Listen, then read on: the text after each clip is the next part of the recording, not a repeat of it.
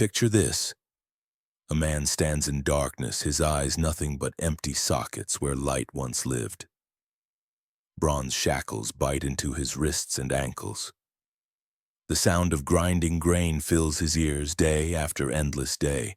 Around him the jeers and laughter of his enemies echo off stone walls. This is not how heroes are supposed to end. This is not the destiny promised by angels before birth. This is not the fate meant for the man who once tore a lion apart with his bare hands, who slaughtered 1,000 enemies with nothing but the jawbone of a donkey, who carried the gates of an entire city on his shoulders like they weighed nothing at all. His name was Samson, and he was given a gift from God that no other human being in history would ever possess. Supernatural strength that defied the laws of nature itself, power that made armies tremble. Might that could have freed his entire nation from the crushing grip of their oppressors. Yet here he stands in chains, blind and broken, his magnificent hair shorn away, his divine gifts stripped from him like a cloak torn from trembling shoulders. How does a man blessed by God himself fall so far? How does someone chosen before birth, dedicated to a holy purpose, end up grinding grain like a beast of burden in the prison house of his enemies? The answer is both simpler and more terrifying than you might imagine. Because Samson's story is not just ancient history. It is a mirror held up to every person who has ever been given a gift they did not fully appreciate. It is a warning to anyone who has mistaken divine favor for personal invincibility. It is the tragedy of a man who confused strength of body with strength of character, who wielded the power of heaven but could not control the passions of earth. Before we open today's scroll, take a moment to subscribe and leave a like. It helps us keep these in-depth stories of faith, history, and mystery alive. And as always, let us know where in the world you're watching from. This channel has become a global fellowship of seekers, historians, believers, and thinkers united by curiosity. Now take a deep breath and step with me into the pages of time. We begin not in the prison house of Gaza, but centuries earlier, in a land caught between promise and despair. The year is approximately 1160 before the Common Era. The hill country between Dan and Judah becomes our setting in what we now call Israel. But unity among the 12 tribes is fractured at best. This is the period the Hebrew scriptures call the time of the judges. These were not courtroom magistrates, but charismatic military leaders, raised up by God in moments of crisis. The pattern repeats with grim consistency. The people enjoy peace, then forget the God who gave it. They worship the deities of surrounding nations. Divine favor withdraws. An enemy oppresses them. The people cry out. God raises up a judge to deliver them. The cycle begins again. By the time Samson enters the story, Israel has endured 40 years under Philistine rule. The Philistines are the most formidable enemy Israel has yet faced. Arriving from across the Mediterranean Sea, they brought superior military technology, most critically the secret of iron working. While Israelites fight with bronze weapons, the Philistines wield iron swords, spearheads, and chariots. The technological advantage is overwhelming. 5 great Philistine cities dominate the coastal plain: Gaza, Ashkelon, Ashdod, Gath, and Ekron, each ruled by a lord, together forming a confederacy that controls the entire region. They do not raid and retreat.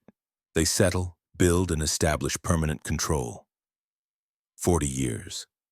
An entire generation has grown up knowing nothing but Philistine domination. But this oppression differs from others. The Philistines are culturally seductive. Their wealthy, sophisticated cities make their way of life appear comfortable and prosperous. Some Israelites intermarry with them. Others adopt their customs. The boundary between oppressor and oppressed blurs. This is not dramatic slavery, but something more insidious. A slow absorption, a gradual forgetting of identity. The tribe of Dan feels the weight of Philistine pressure most acutely. Their territory lies directly adjacent to Philistine lands. Eventually, most of the tribe will abandon their inheritance and migrate north. But now a remnant clings to the hill country. In the town of Zorah lives a man named Manoah, his name meaning rest or place of rest, heavy with irony given what will unfold. Manoah's wife, whose name the scriptures never record, is barren. In the ancient world, this is not merely personal disappointment but social catastrophe.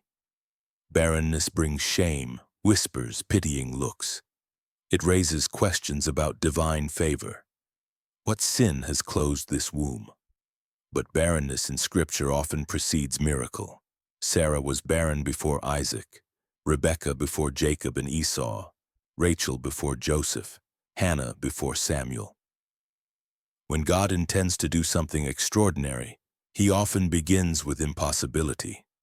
He starts with a closed womb, then opens it in His timing, making clear the child is not merely human desire but divine purpose. The Philistines control the cities. They control the trade routes. They control the weapons, but they cannot control the heavens. They cannot stop the God of Abraham, Isaac, and Jacob from moving in human affairs. And God is about to move in a way that will shake the Philistine confederacy to its foundations, not through an army, not through a king, but through one man. One impossibly strong man who will wage a one-man war against the occupying power. A man whose birth will be announced by an angel. A man whose life will be governed by a sacred vow. A man whose potential for deliverance is matched only by his capacity for self-destruction. The stage is set. The oppression is established. The need is desperate. Into this darkness, light is about to break in the form of a child not yet conceived. But even as that light dawns, shadows are already gathering, because the same strength that will make Samson a deliverer will also make him reckless. The same favor that will protect him from armies will not protect him from himself. The same divine calling that sets him apart will also isolate him. He will be the strongest man who ever lived. He will also be one of the most tragic. Samson's story is about to begin. But unlike other heroes whose tales start with promise and end with triumph, this story will trace the opposite arc. It begins with miraculous birth and divine calling. It rises through increasingly spectacular displays of supernatural power. But then it falls, and falls, and falls, until we reach that moment in the darkness in the prison house with the empty eyes and the shackles and the grinding grain. Until we reach the point where the mightiest judge of Israel is reduced to entertainment for his enemies. Until we reach the place where everything depends on one final prayer, one last desperate cry to the God whose favor he squandered through weakness of a different kind. The Philistines think they have won. They have captured the champion. They have humiliated him. They have turned him into a cautionary tale for any Israelite who might consider resistance. But they have made one critical mistake. They have forgotten that the God who gave Samson his strength in the first place can give it back. And they have failed to notice one small detail as Samson grinds their grain day after day in the prison house. His hair has begun to grow back. But we are getting ahead of ourselves. Before we reach the temple of Dagon and its pillars and its 3,000 spectators and its catastrophic collapse, we must go back. Back to the barren woman in Zorah. Back to the angel who appears with impossible news. Back to the vow that will define a life and the breaking of that vow that will destroy it. Back to the beginning when everything was still possible, when the future was still bright, when a nation's hope was about to be born in the most unlikely of places. This is the story of Samson, the strongest man who ever lived, the man who could defeat armies but could not defeat himself, the man who broke every vow except the one that mattered most in the end, the man whose greatest victory came at the moment of his death. Let us watch how strength becomes weakness, How gifts become curses, how divine favor can be squandered through poor choices and unchecked passions. Let us learn from his triumphs and his failures, because his story, written 3,000 years ago, still speaks to anyone who has ever been given something precious and wondered if they were strong enough to hold on to it. The sun rises over the hill country of Dan. In Zorah, a woman who has never known the joy of a child in her womb is about to encounter an angel, and nothing will ever be the same. The Philistines control the cities. They control the trade, routes. They control the weapons. But they cannot control the heavens. They cannot stop the God of Abraham, Isaac, and Jacob from moving in human affairs. And God is about to move in a way that will shake the Philistine confederacy to its foundations. It happens on an ordinary day. Manoah's wife is alone in the field, perhaps tending to some task, perhaps simply seeking solitude away from the pitying glances of the other women in Zorah. The sun climbs higher in the sky. The air shimmers with heat. And then suddenly she is no longer alone. A man stands before her. At least she thinks it is a man. He appears human enough. Yet there is something about him that makes her breath catch in her throat. An otherness, a presence that seems to bend the very air around him. His appearance is awesome, the scripture tells us, like the appearance of an angel of God, very awesome. She does not ask his name. She does not ask where he comes from. In this moment, she simply knows that she stands in the presence of something beyond the ordinary world. The angel speaks. His voice carries the weight of heaven itself. "You are barren and childless," he says, stating what she already knows with painful clarity.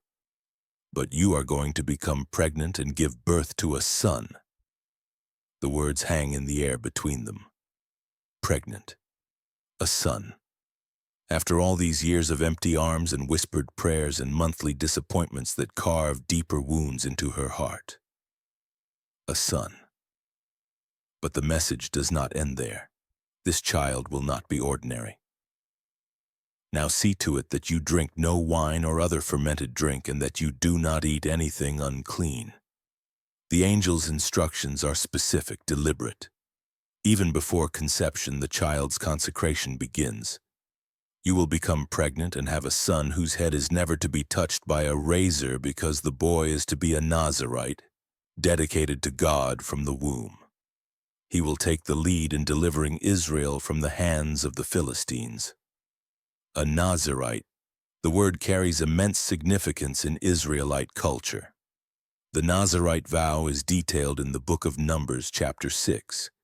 It is a voluntary commitment, usually taken for a specific period of time, in which a person dedicates themselves completely to God. The vow involves 3 primary restrictions. First, no wine or fermented drink may pass their lips. No grapes, fresh or dried. Nothing from the vine. Second, no razor may touch their head. The hair must grow long and uncut as an outward sign of the inward dedication. Third, they must not go near a dead body, not even the corpse of their own father or mother, to avoid ritual impurity. But here is what makes Samson's calling unique. Most Nazirite vows are temporary. A person might take the vow for 30 days or a year or even 7 years. But Samson is to be a Nazirite from birth, not by his own choice but by divine appointment. He does not choose this consecration. It is chosen for him before he draws his first breath. The vow will not end after a set period. It will define his entire life, or at least it is supposed to. The angel's final words carry both promise and limitation. He will take the lead in delivering Israel from the hands of the Philistines. Not complete deliverance, not total victory. He will take the lead. He will begin the work that others will finish. This is not the complete redemption that Israel longs for, but it is something. A crack in the Philistine armor. A first step toward freedom. The woman stands in the field processing what she has just heard. Then the angel is gone. As suddenly as he appeared, he vanishes. She is left alone with news that will change everything. She runs to find her husband. The words tumble out of her. A man of God came to me. He looked like an angel of God, very awesome. I did not ask him where he came from, and he did not tell me his name. But he said to me, "You will become pregnant and have a son." Manoah listens to his wife's breathless account. His response reveals both faith and a desire for clarity. He prays. The prayer is simple, direct, revealing. "Pardon your servant, Lord. I beg you to let the man of God you sent to us come again to teach us how to bring up the boy who is to be born." Notice what Manoah asks for. Not proof, but instructions. How do you raise a child with such a destiny?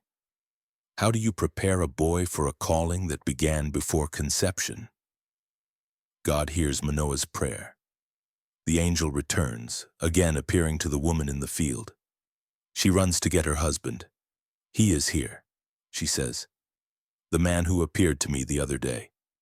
Manoah follows and asks directly, "Are you the man who talked to my wife?" "I am," comes the reply. Manoah presses forward with his concern.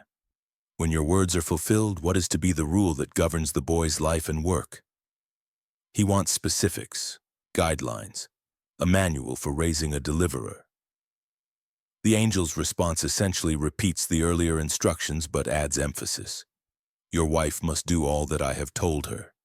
She must not eat anything that comes from the grapevine, nor drink any wine or other fermented drink, nor eat anything unclean. She must do everything I have commanded her." Manoah, displaying cultural hospitality, offers to prepare a young goat. But the angel declines, revealing his true nature. "Even though you detain me, I will not eat any of your food, but if you prepare a burnt offering, offer it to the Lord." Worship, not hospitality, matters here. Manoah still does not realize he is speaking with an angel. He asks for a name. "What is your name so that we may honor you when your word comes true?" The response is mysterious. "Why do you ask my name? It is beyond understanding, too wonderful for human comprehension."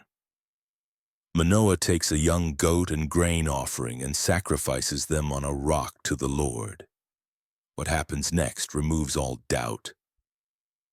As the flame blazed up from the altar toward heaven, the angel of the Lord ascended in the flame. The fire carries him upward. Manoah and his wife watch with faces pressed to the ground. The angel does not appear again. The visitations are complete.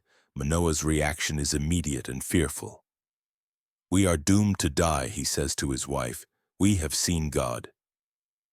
In Israelite understanding, to see God directly means death. But his wife displays remarkable insight. If the Lord had meant to kill us, she reasons, he would not have accepted our offering, nor shown us all these things or now told us this. Her logic is sound.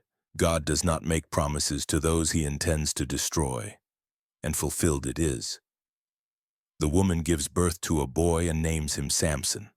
The name derives from the Hebrew word for sun, shemesh. Perhaps it speaks to the brightness of hope this child represents. Perhaps it references the blazing strength that will characterize his life. Or perhaps it simply reflects the joy that sunlight brings after long darkness, the warmth of answered prayer after years of waiting. The boy grows, Scripture tells us, and the Lord blesses him.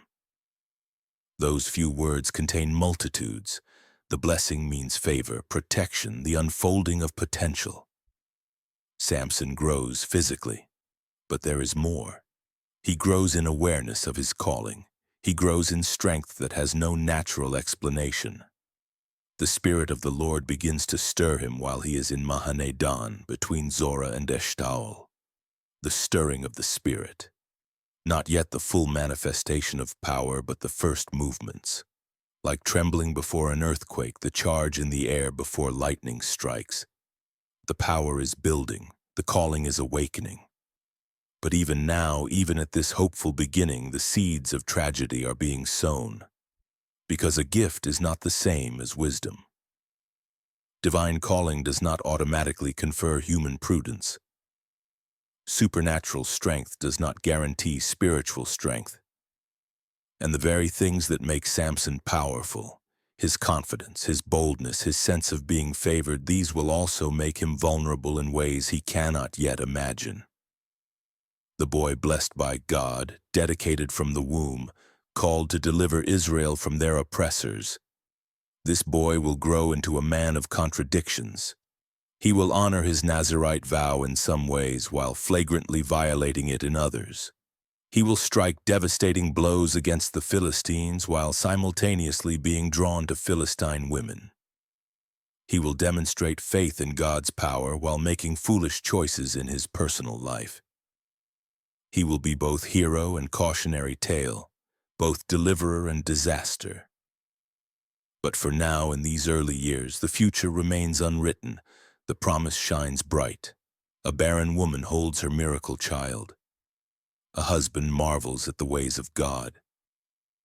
And somewhere in the invisible realm where angels watch and God's purposes unfold, the stage is being set for a drama of power and weakness, of strength and seduction, of divine gift and human failure that will echo through 3,000 years of human history. But even now, even at this hopeful beginning, the seeds of tragedy are being sown. Because a gift is not the same as wisdom.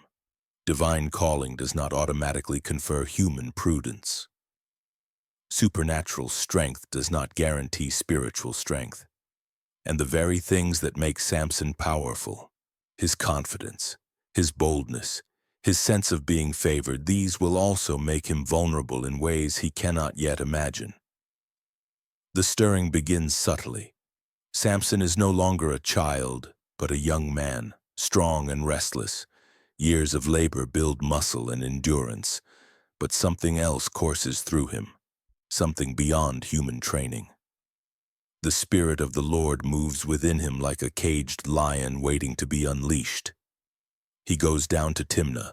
The phrase carries weight, down. Geographically accurate, as Timnah sits in the Sorek Valley, lower than Zorah. But the word also suggests moral descent. Because Timnah belongs to the Philistines, those very people his calling is meant to oppose. Yet Samson does not go there to fight. He goes to look. He sees a young Philistine woman. Scripture does not record her name, only her effect. She catches his eye. Desire ignites. He returns to his parents with words that will set in motion events soaked in blood. I have seen a Philistine woman in Timnah. Now get her for me as my wife. His parents react immediately. Is there not a woman among your relatives or among all our people? Must you go to the uncircumcised Philistines?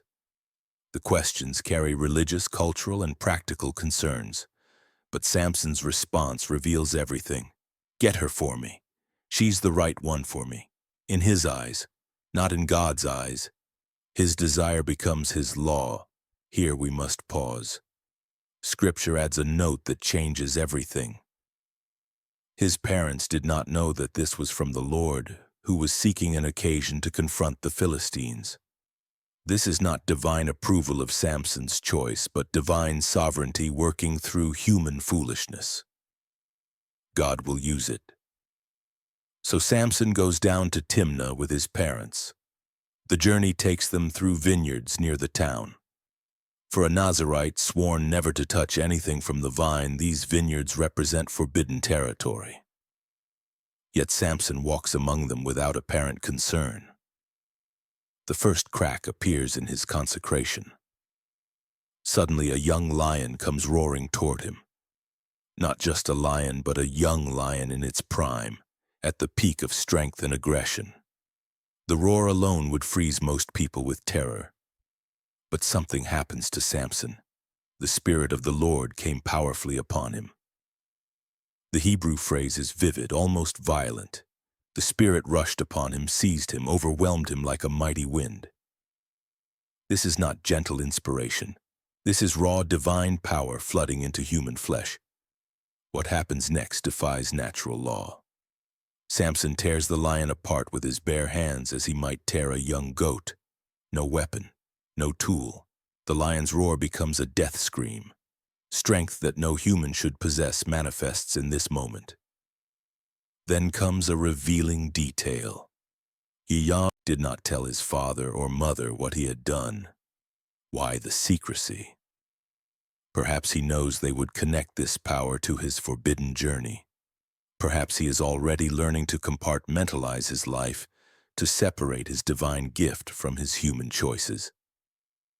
The journey continues. Samson arrives, talks with the woman, and desire is confirmed. Wedding plans proceed despite his parents' reservations. Time passes.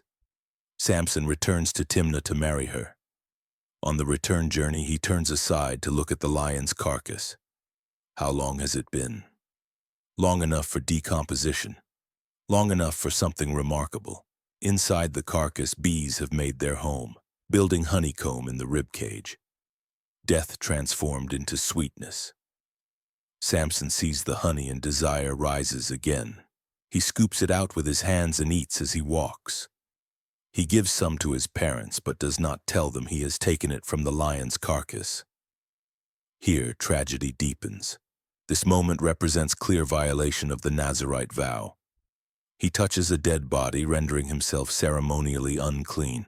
Not just any dead body, but one rotting under the sun. He reaches inside, pulls food from it, eats it, and shares it without warning his parents. The secrecy is telling. Samson knows he is breaking his vow, yet the honey is sweet. The honey is desirable, and in this moment, desire matters more than dedication. Appetite matters more than obedience. But notice what is happening beneath the surface. The Spirit of the Lord came upon Samson to give him power over the lion. The same Spirit does not stop him from defiling himself with the carcass.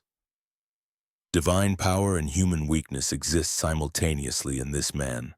God's gift is not revoked despite Samson's unfaithfulness. The strength remains even as the consecration fractures. This is both mercy and danger. Mercy because God does not immediately abandon his called one. Danger because Samson begins to learn that he can violate his vow without immediate consequence. The lesson settles deep. Breaking sacred boundaries does not result in instant judgment. The power still flows, the strength still manifests. And with each violation that goes unpunished, Samson grows bolder in his presumption. The lion encounter teaches us something profound about the nature of Samson's strength.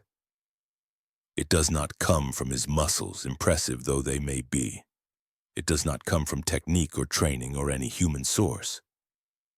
It comes directly from the Spirit of God. When the Spirit rushes upon him, impossible feats become possible. Supernatural strength flows into natural frames. The phrase will repeat throughout Samson's story. The Spirit of the Lord came powerfully upon him. Again and again, this divine empowerment will manifest in moments of crisis and conflict.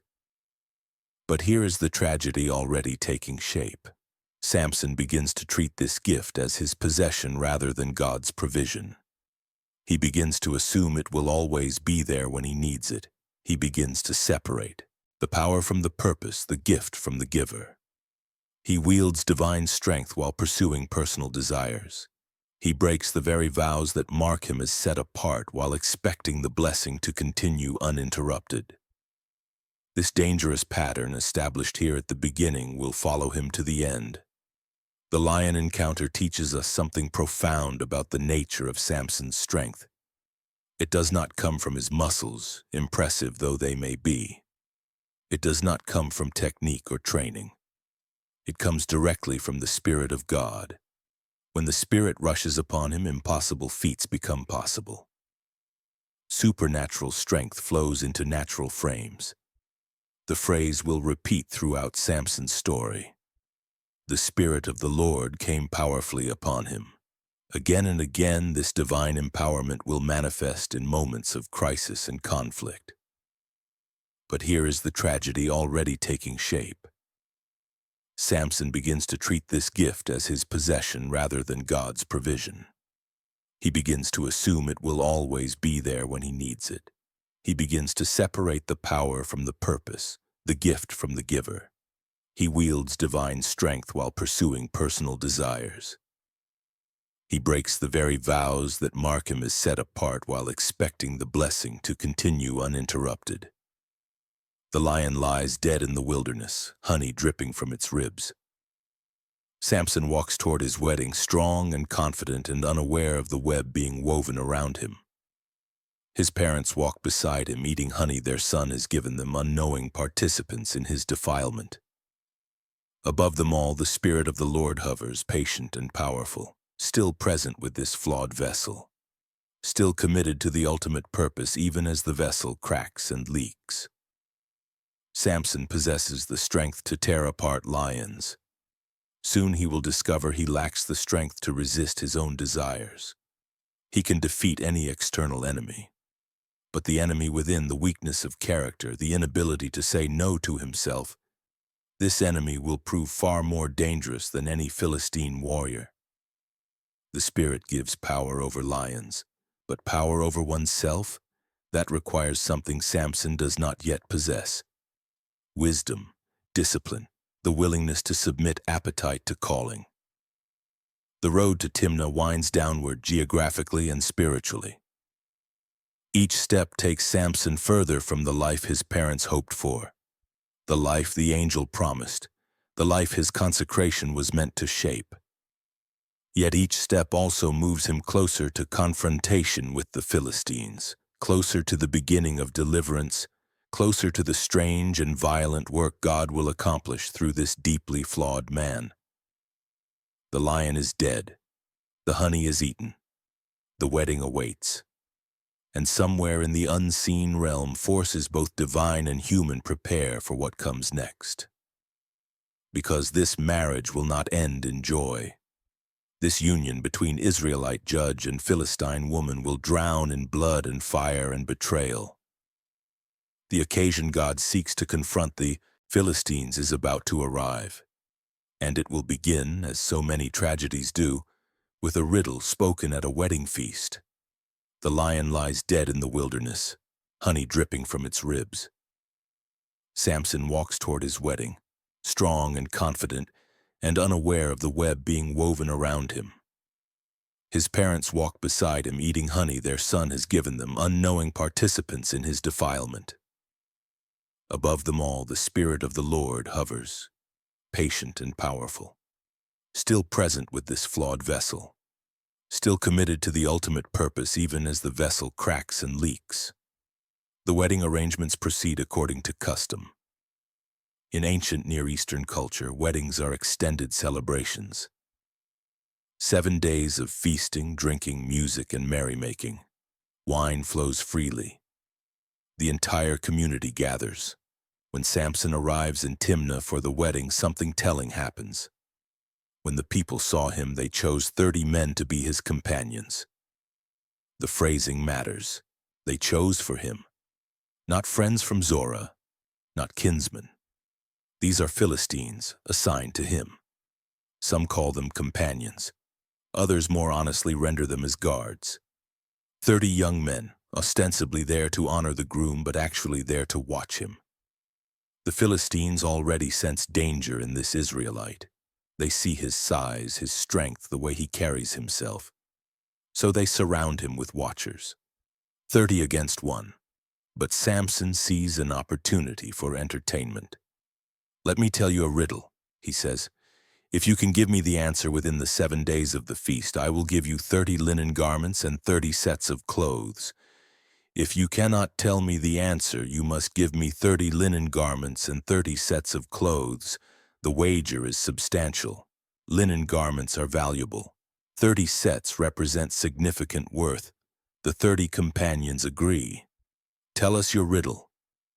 And Samson speaks the words that will set in motion a cascade of violence. Out of the eater, something to eat.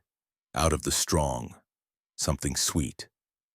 The riddle hangs in the feast hall like a challenge thrown down. The 30 men look at each other, confusion beginning to dawn. The riddle is impossible, not difficult, impossible. It is based on a personal experience that only Samson witnessed. No amount of cleverness can solve it. No reasoning can penetrate to the answer. Only someone who knows about the lion and the honey and the bees making their home in death could answer. Samson has created a puzzle with no solution, a wager he cannot lose. It is brilliant. It is cruel. It is exactly the kind of game a man plays when he feels powerful and untouchable. For 3 days, the 30 men wrestle with it. They gather in corners, debating possibilities. Out of the eater. What eats? Lions, bears, crocodiles, but what sweet thing comes from them? Out of the strong. What embodies strength? Mountains, warriors, iron. But how does food emerge from any of these?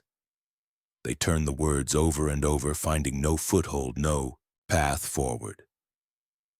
The riddle mocks their efforts. By the 4th day, frustration turns to anger. They approach Samson's wife with a proposition wrapped in a threat.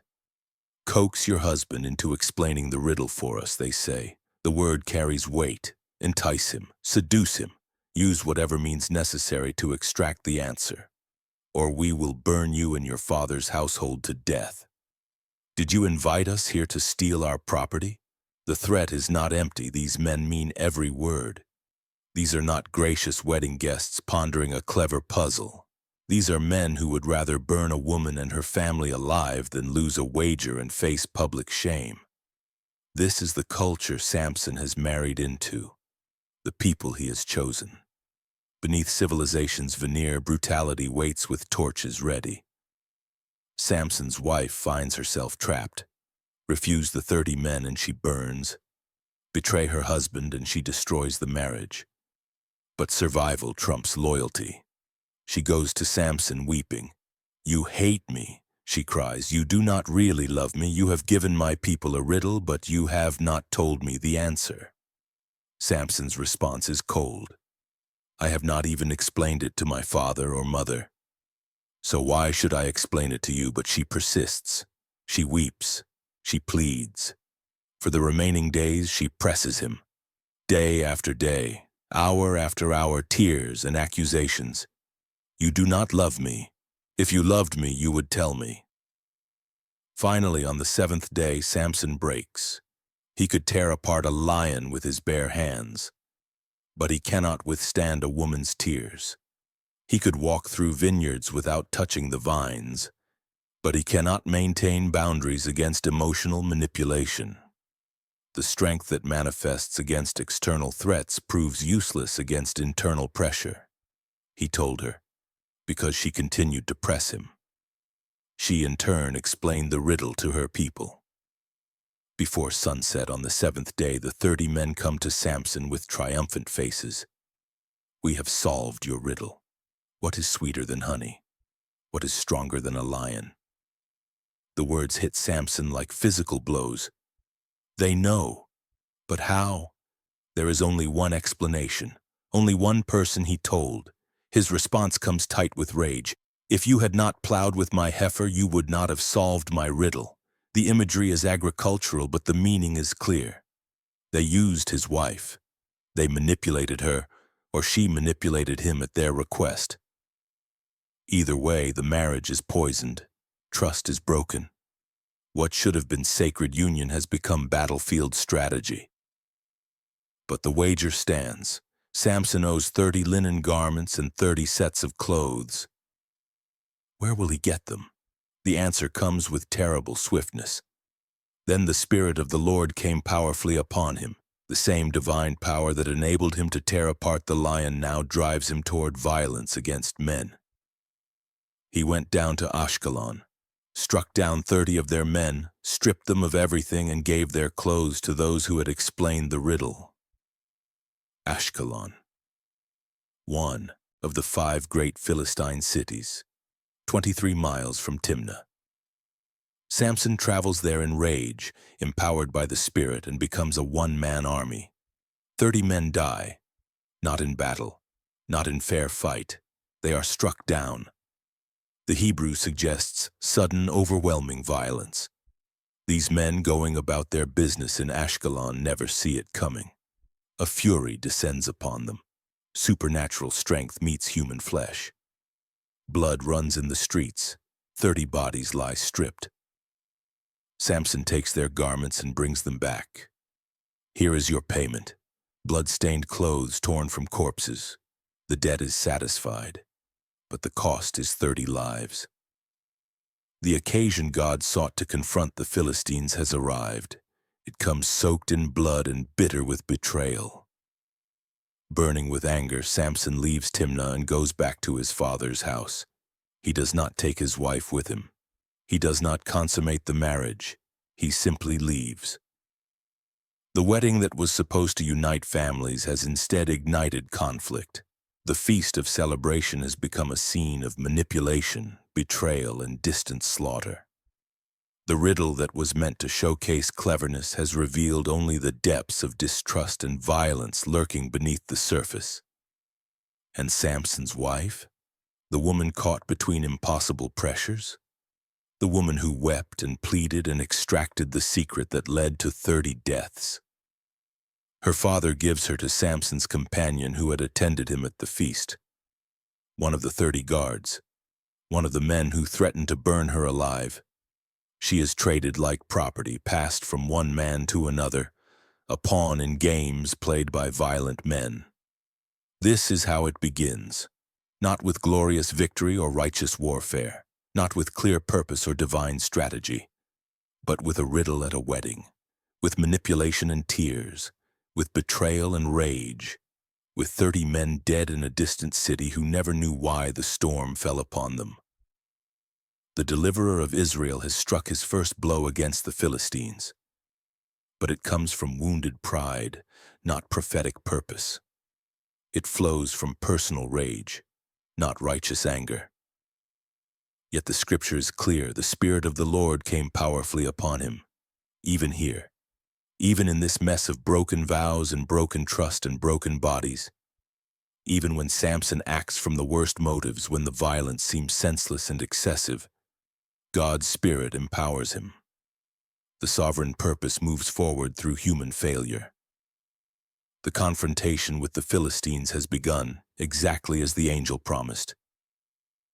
He will take the lead in delivering Israel from their hands, not complete deliverance, not total victory, but a beginning, a crack in the dam, a first taste of what this impossibly strong man can do to those who oppress God's people. The wedding is over, the riddle is solved, the debt is paid in blood. And Samson walks back to Zorah alone, leaving behind a wife who is no longer his, 30 corpses in Ashkelon, and 30 Philistines in Timnah who now know with absolute certainty that the Israelite in their midst is more dangerous than they ever imagined. The war has begun. The war has begun. But like many wars, it pauses before it escalates. Samson returns to Zorah, nursing his wounded pride and burning anger. Days pass, then weeks. The heat of rage cools, replaced by something else. Longing, perhaps, or simply the stubbornness of a man who does not like to lose what he considers his. Time enough passes for the wheat harvest to arrive. The fields turn golden. This is the season of abundance, when months of labor finally bear fruit.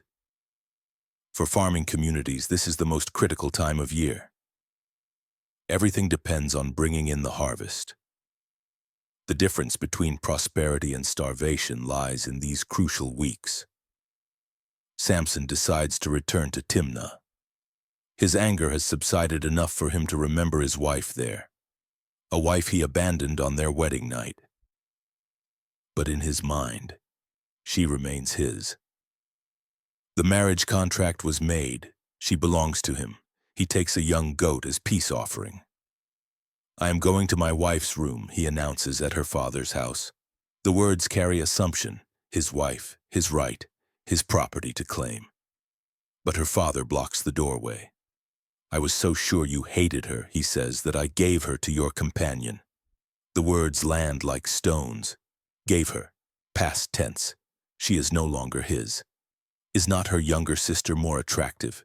Take her instead. The casual trading of daughters reveals how women are valued. One daughter given to the companion, another offered as replacement.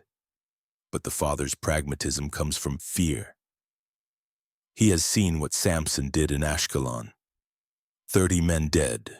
Samson's reaction is cold fury. This time I have a right to get even with the Philistines. I will really harm them. Not hot anger, but calculated revenge. He considers himself justified. They took what was his. Therefore, whatever he does in response is legitimate. What he does next is catastrophic. He catches 300 foxes. 300. The logistics stagger the imagination. How long does it take to catch 300 foxes? What obsessive focus drives a man to hunt down that many animals for revenge? Some translations say foxes, others jackals. The Hebrew word can mean either, but the point remains. Samson captures hundreds alive. He ties them tail to tail in pairs. Between each pair of tails he fastens a torch. Picture it, 150 pairs tied together, torches secured between them, terrified animals straining. Then Samson lights the torches, the flames catch. The animals feel heat, panic sets in, and he releases them into the standing grain. What happens next is predictable and horrific. The frightened animals run in all directions, unable to coordinate because they are tied in pairs. The torches set fire to everything they touch. The standing grain ignites. Fire spreads from stalk to stalk, field to field, faster than men can fight it. Wheat that took months to grow burns in minutes. The fire spreads to the shocks, the bundles already gathered. It spreads to vineyards, destroying not just this year's crop, but years of cultivation. Olive groves, trees that take decades to mature, blacken and die. The destruction is total. For the Philistines, this is not merely property damage. This is an attack on survival. Stored grain that would feed families through winter is ash. Seeds saved for next year's planting are gone. The economic devastation will ripple for years. Families face hunger, all because of one man's revenge. The Philistines investigate. Who did this? The answer comes quickly. Samson, the Timnite's son-in-law, because his wife was given to his companion. Personal grievance has become communal disaster. One man's anger has burned away the food supply of entire villages. The Philistine response reveals their brutal logic. They do not go after Samson directly. That proved dangerous. Instead, they punish those they hold responsible for provoking him.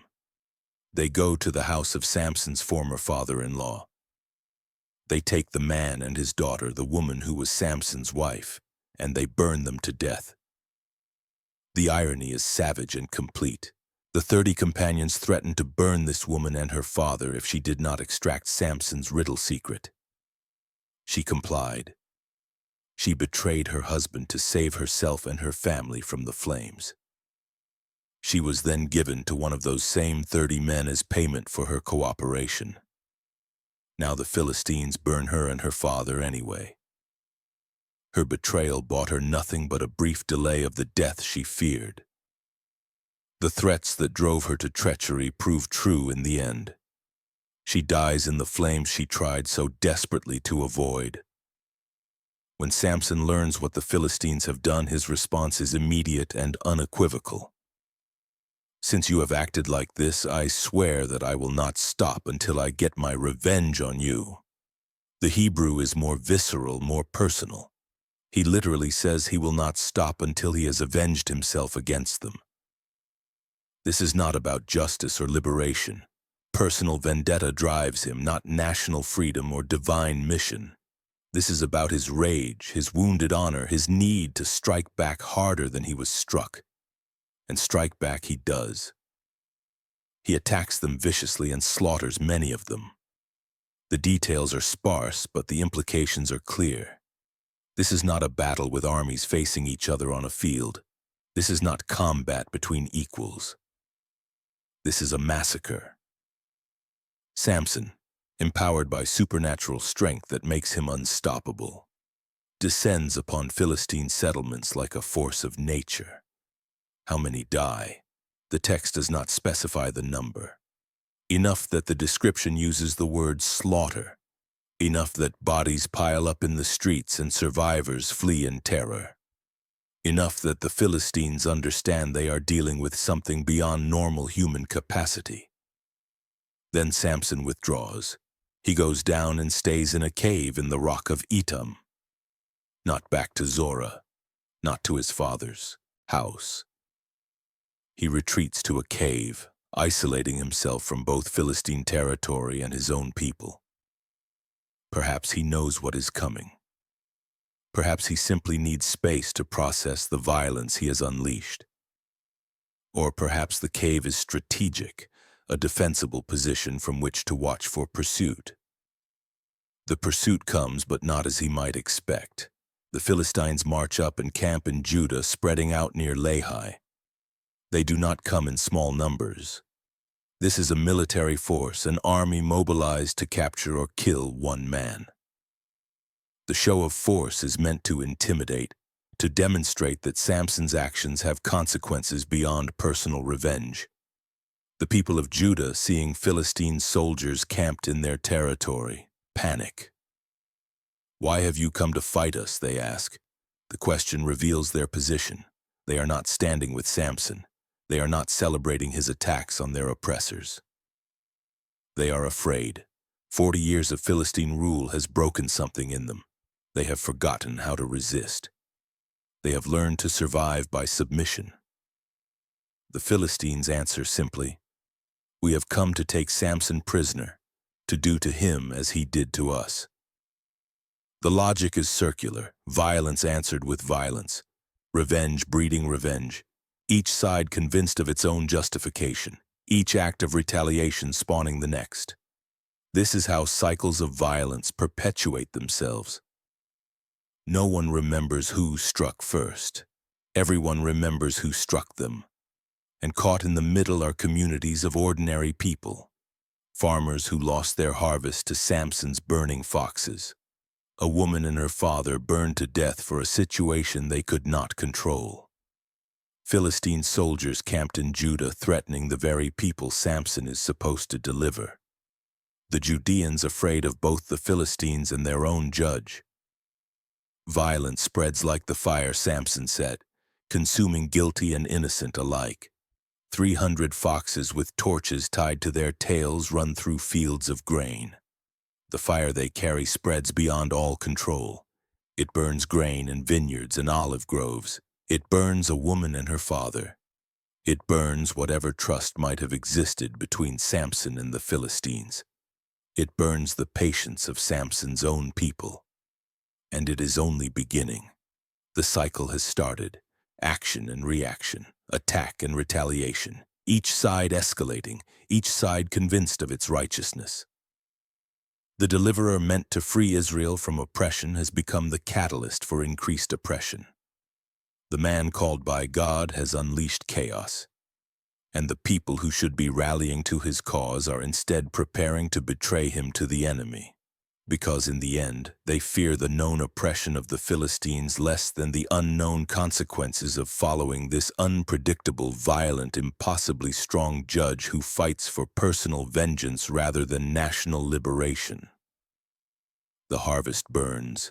The violence spreads, and somewhere in a cave in Etam, Samson waits for what comes next, unaware that the greatest betrayal is not behind him but ahead.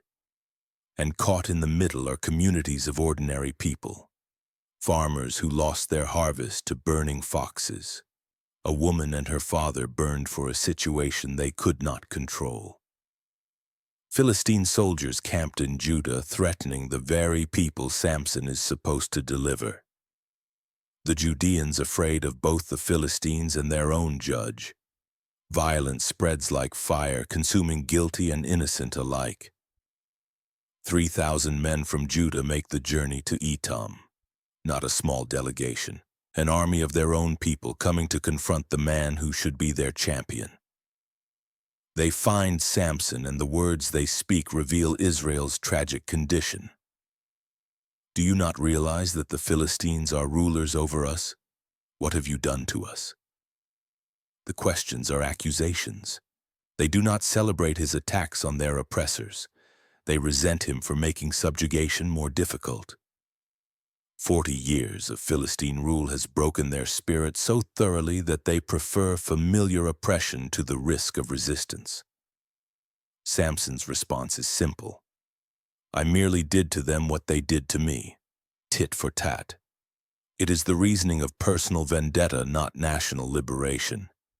He speaks only of getting even. The men of Judah make their intentions clear. We have come to tie you up and hand you over to the Philistines. His own people have come to betray their judge to the enemy. Not to fight alongside him, but to bind him and deliver him like a prisoner. Samson could resist. He possesses the strength to scatter 3,000 men. But instead he negotiates. Swear to me that you will not kill me yourselves. He fears his own people more than the Philistines. Or perhaps he knows the Philistines he can handle. The betrayal by those he is called to save wounds in ways strength cannot heal. The men of Judah agree. We will only tie you up and hand you over. We will not kill you. So they bind him with 2 new ropes. Strong, thick ropes, the kind used to secure dangerous criminals. They tie him carefully and thoroughly, making sure the bonds are tight and secure. Then they lead him up from the rock, up toward the waiting Philistine army. Samson walks bound between 3,000 of his own people, being delivered to the enemy like a captured animal. The man who should be leading Israel to freedom is treated as a problem to be solved, a troublemaker to be neutralized, a threat to the uneasy peace of subjugation. This is what 40 years of oppression has done to the spirit of God's people.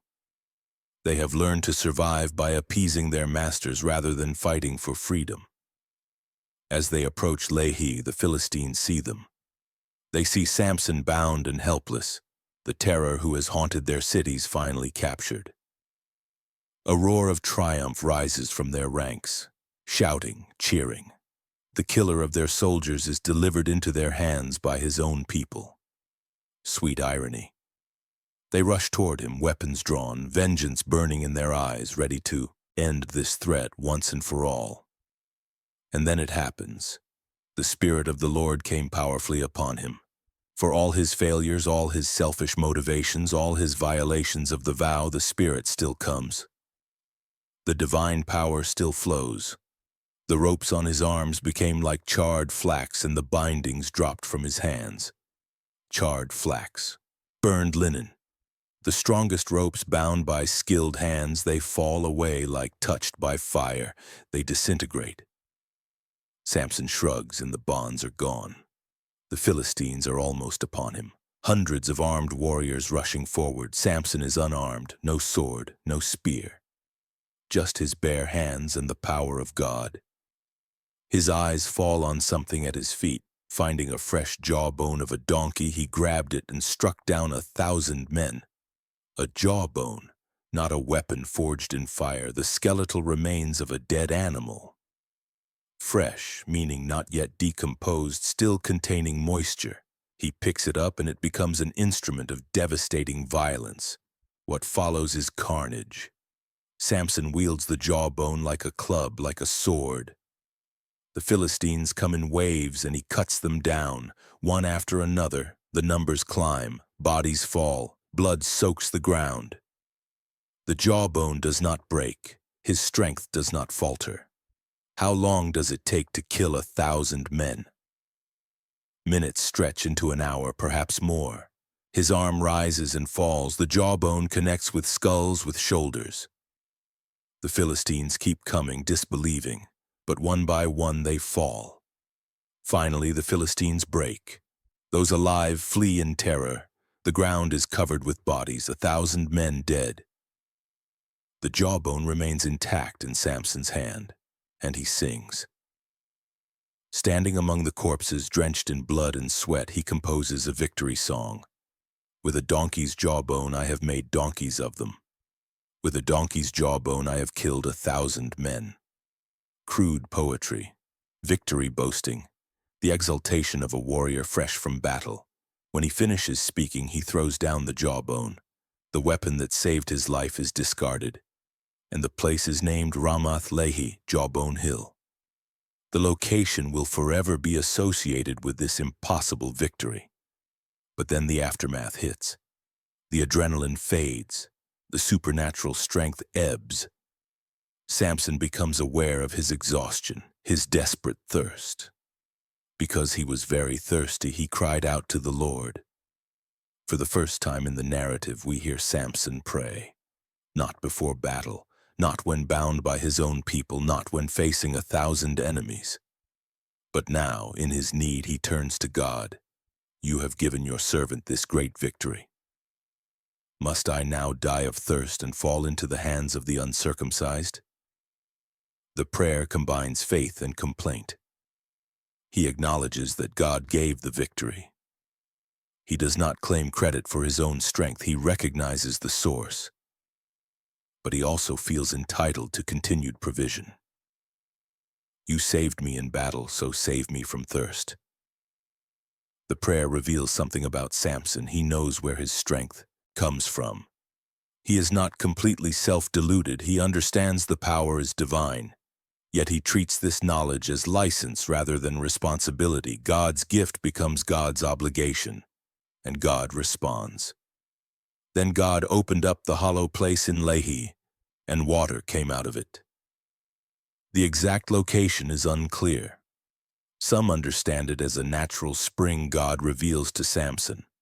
Others interpret it as a miraculous opening in the rock itself, similar to when Moses struck the rock in the wilderness. Either way, water flows where there was no water before.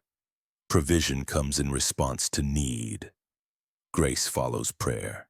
When Samson drinks, his strength returns. The Hebrew says his spirit revived, not just physical refreshment but spiritual renewal. He drinks until his thirst is satisfied, until life and vigor flow back into his exhausted frame. And he names the spring En-Hakkore, the spring of the one who called out. A permanent reminder that God answers prayer, that divine provision follows divine victory. The narrative adds one more detail.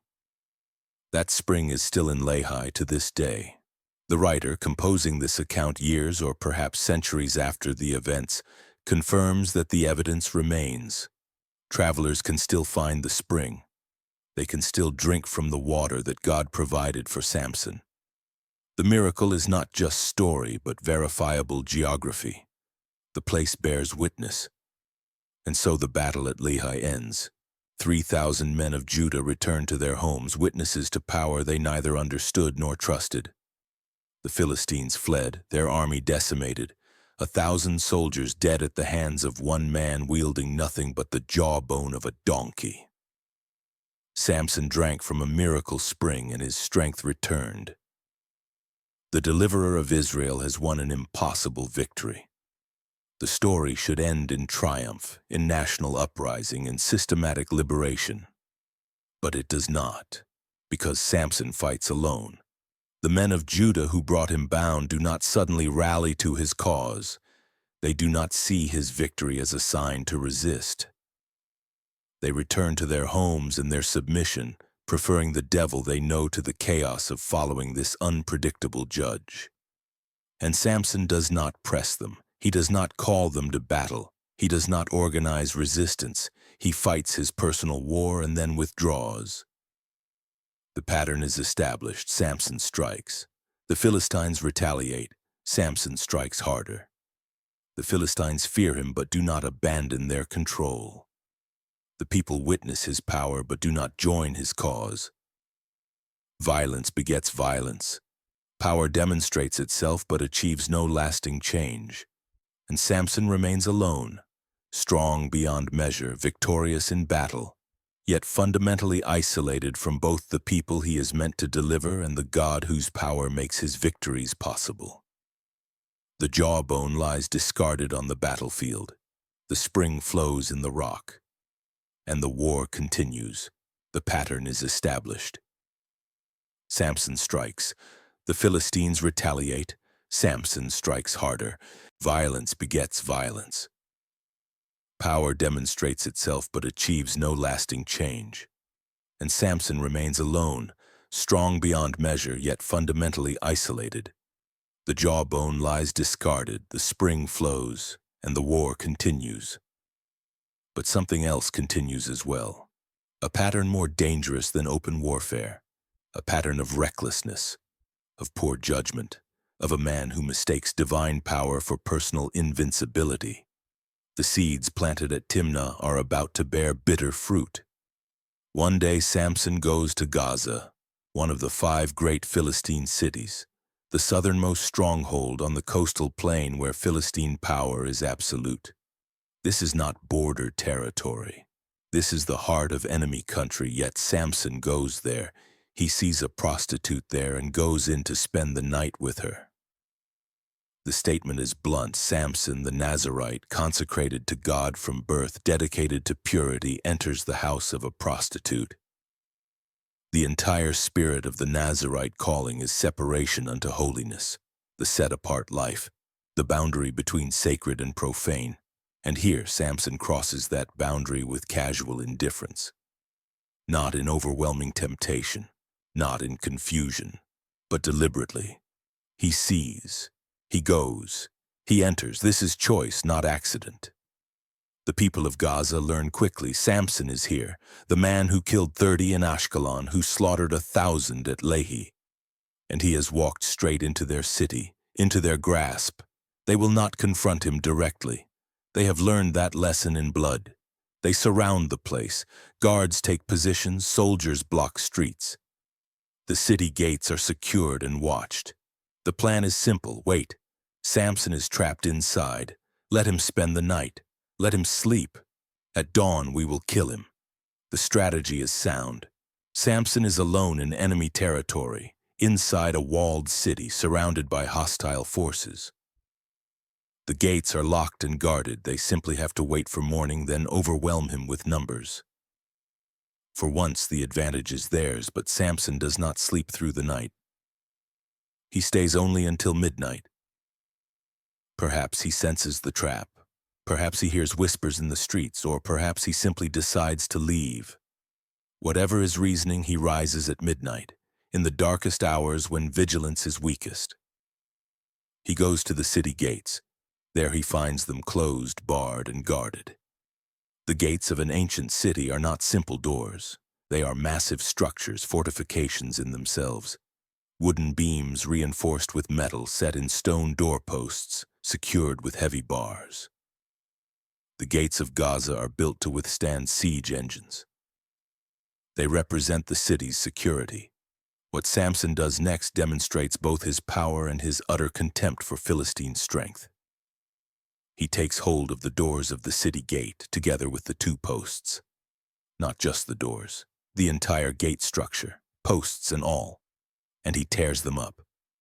The Hebrew suggests violent removal, ripping something from its foundation. Stone groans. Metal shrieks. Wood splinters. But Samson does not stop there. Having torn out the gates, he lifts them onto his shoulders. Bar and all, the weight must be immense. Stone posts, metal reinforcements, bars, tons of material. And he carries them all the way to the top of the hill that faces Hebron. The distance is staggering. From Gaza to Hebron is approximately 38 miles. Some scholars suggest he carried them to a hill in the direction of Hebron. Even so, miles of walking uphill with city gates on his shoulders. Through the night, alone, picture it, Samson walking through the darkness burdened with the torn-out gates of Gaza. The Philistines wake at dawn to find their city standing open. The gates are gone, not broken down by an army, not destroyed in siege, simply missing, torn out by the roots and carried away by one man. The psychological impact is devastating. If your city gates, your ultimate security, your impenetrable defense can be ripped out and carried away by a single individual, what safety do you have? The act is both a feat of strength and a declaration of dominance. Samson is saying something with those gates. You cannot trap me. You cannot contain me. Your walls mean nothing. Your security is an illusion. I walk in your cities when I please. I take what I want. I leave when I choose, and there is nothing you can do to stop me. But beneath the demonstration of power lies something troubling. Why was Samson in Gaza in the first place? What purpose did his visit to the prostitute serve? How does this advance the liberation of Israel from Philistine oppression? The answer is it does not. This is not strategic warfare. This is not calculated resistance. This is a man indulging his appetites and then flexing his strength when the indulgence nearly gets him killed. The pattern of recklessness emerges clearly now. Samson repeatedly puts himself in dangerous situations because of his attraction to Philistine women. The wedding at Timnah, now the prostitute at Gaza. He enters enemy territory. He makes himself vulnerable. Then, when the trap closes, the Spirit of the Lord empowers him to escape or conquer. But each time the danger is of his own making. Each time it flows from appetites he will not control, and each time he escapes. The ropes fall like burned flax. The 1,000 men fall before a jawbone. The city gates are torn from their foundations. Each time divine power rescues him from the consequences of his choices. But this pattern is teaching Samson a dangerous lesson, that he can do whatever he wants, that his strength will always be there when he needs it, that the gift has no conditions, no requirements, no connection to his obedience or character. The men of Judah who bound him and delivered him to the Philistines learned that Samson's strength cannot be overcome by force. The Philistines who tried to trap him in Gaza learned that Samson cannot be contained by walls or gates. But Samson himself is learning the wrong lesson from all of this. He is learning that he is untouchable, that the power will never fail, that he can violate every aspect of his calling except the uncut hair and still retain the supernatural strength. He does not understand that he is building a house on sand, that each violation of his consecration, each indulgence of appetite, each compromise with the very people he is meant to oppose, these things are termites eating at the foundation. The structure still stands, the strength still manifests, but the integrity is compromised. And when the final test comes, when the ultimate temptation arrives, the weakened foundation will not hold. Gaza sits vulnerable, its gates torn away, carried to a hilltop as a trophy or perhaps a warning. The Philistines add this humiliation to their growing list of grievances against Samson. They fear him. They cannot stop him. But they are learning. They are watching. They are seeing the pattern even if Samson himself is blind to it. This man, for all his strength, has a weakness, not in his body but in his heart, not in his muscles but in his desires. And in a valley called Sorek there lives a woman whose name will become synonymous with betrayal, a woman who will succeed where armies failed, a woman who will discover that the secret to defeating Samson is not to fight his strength but to seduce his heart. Her name is Delilah, and the Philistine lords are about to find her. But we are not there yet. For now, Samson walks free, carrying the gates of Gaza to the hilltop, demonstrating once again that no Philistine prison can hold him, no Philistine trap can catch him, no Philistine wall can contain him. He is the strongest man who ever lived. He can tear down gates. He can kill thousands. He can break any bond, except the ones he does not recognize, the ones that bind not his body but his soul, the chains of appetite, the ropes of desire, the gates of his own heart that he leaves wide open to the enemy. Those bonds are tightening even now. Those chains are being forged in the fires of his repeated compromises. Those gates will soon slam shut, and when they do, all the physical strength in the world will not be enough to tear them down.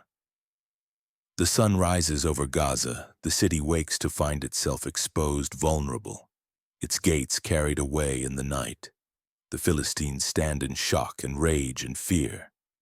And somewhere on a hilltop, Samson sets down his burden and looks back at what he has done. A demonstration of power, a humiliation of enemies, a waste of divine gift on personal recklessness. The deliverer of Israel has won another victory, but he is no closer to actually delivering anyone, least of all himself. Gaza sits vulnerable, its gates torn away, carried to a hilltop as a trophy or perhaps a warning. The Philistines add this humiliation to their growing list of grievances against Samson. They fear him. They cannot stop him. But they are learning. They are watching. They are seeing the pattern, even if Samson himself is blind to it. This man, for all his strength, has a weakness, not in his body but in his heart, not in his muscles but in his desires. Sometime later, Samson falls in love with a woman in the valley of Sorek. The text is precise about the location. The valley of Sorek lies on the border between Israelite and Philistine territory, a liminal space, neither fully one nor the other, a place of mixing, of compromise. And it is here that Samson meets the woman who will destroy him. Her name is Delilah. Some say it means delicate, others suggest it means to weaken. Still others connect it to the word for night. Whatever its origin, the name Delilah will echo through 3,000 years as synonymous with betrayal, with seduction, with the woman who brings down the mighty man. But who is Delilah? The text does not explicitly say she is a Philistine, though most assume she is. She lives in territory the Philistines control. She cooperates with their lords without hesitation. Whether by birth or by choice, she belongs to that world, and Samson falls in love with her. This is not the casual lust that took him to Gaza. The Hebrew word here is different. He loved her, not merely desired, loved. This is the tragedy beginning to unfold, because love makes us vulnerable in ways that desire alone never can. Love opens doors that lust merely scratches at. Love gives others power over us. The lords of the Philistines hear about this relationship. 5 men, rulers of the 5 great cities. They have tried force and failed. They have tried traps and failed. Now they see an opening, a woman who has captured the heart of their enemy. They go to Delilah with an offer. See if you can lure him into showing you the secret of his great strength and how we can overpower him so we may tie him up and subdue him. Each one of us will give you 1,100 shekels of silver. The amount is staggering. 1,100 from each of the 5 lords. 5,500 shekels total. A fortune that would make her wealthy beyond imagination. The offer reveals how desperate the Philistines have become. But it also reveals something about Delilah. She does not refuse immediately. She does not warn Samson. Instead, she listens, she considers, and she agrees. Now we must pause because interpreting Delilah's motivations is complex. Is she a mercenary caring nothing for Samson? Is she a Philistine patriot? Or is she something more complicated, caught between genuine affection and temptation? The text does not tell us what she feels. It only shows us what she does. And what she does is begin the seduction. Not a physical seduction that has already occurred. This is a seduction of secrets. A mining of the soul for the one piece of information that will turn strength into weakness. She waits for the right moment when they are alone, when his guard is down. Then she asks, "Tell me the secret of your great strength and how you can be tied up and subdued." The question is direct. But Delilah is counting on something, the intoxication of having someone fascinated by you, the pleasure of being mysterious. She is counting on Samson's ego, his delight in being asked about his strength. And Samson plays the game, but he does not tell her the truth. Not yet. If anyone ties me with 7 fresh bowstrings that have not been dried, he says, I will become as weak as any other man. It sounds specific enough to be true, like the kind of arcane secret that might govern supernatural strength. Delilah reports this to the Philistine lords. They provide 7 fresh bowstrings. She waits until Samson sleeps. Then, with men hiding in the room, she ties him. When complete, she cries out, Samson, the Philistines are upon you. He wakes instantly, and he snaps the bowstrings as easily as a piece of string snaps when it comes close to a flame.